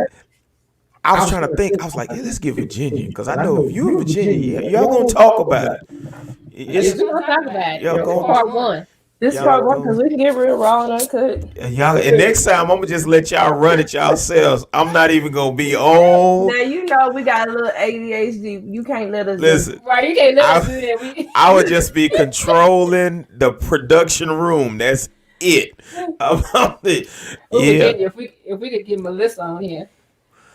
Oh wow! See, y'all trying to have a party on that's my called platform. That's just black excellence. We black. Y'all trying to have a party on my platform. Thank you. Thank you for giving us this platform. Of course, a lot of people don't. I've never did anything like this. I don't come out and talk, but this is good. This is great. Thank you. I'm working to make it better and better with all these lights, and I took over Natlin's office. So I did. I literally did. If you see what's going on in here, you'll be like, what in the world? Literally. Yeah. So I got to take my shop down once this show is over. until Monday of next week. Oh, speaking of Monday next week, ladies and gentlemen, don't forget that we do have our New Year cash giveaway. And the way the cash giveaway works, people give us money and we give it back to one deserving person. Also, next Wednesday, we'll be back with the branding coach, B. Michelle, part 2 of branding your business. You got to tune in. If you have a business, tune in to B. Michelle, branding coach. So, ladies and gentlemen, if that's it, we're going to log off. I see we kept an audience for a pretty good time here, and this will be available on YouTube, as well as you can continuously play it on your Facebook. Go like my page. Go like Mr. Q's Plugged In virtual show. Help us get to 1,000. You never know. Might have something for you. All right. So, ladies and gentlemen, that's it. And we out.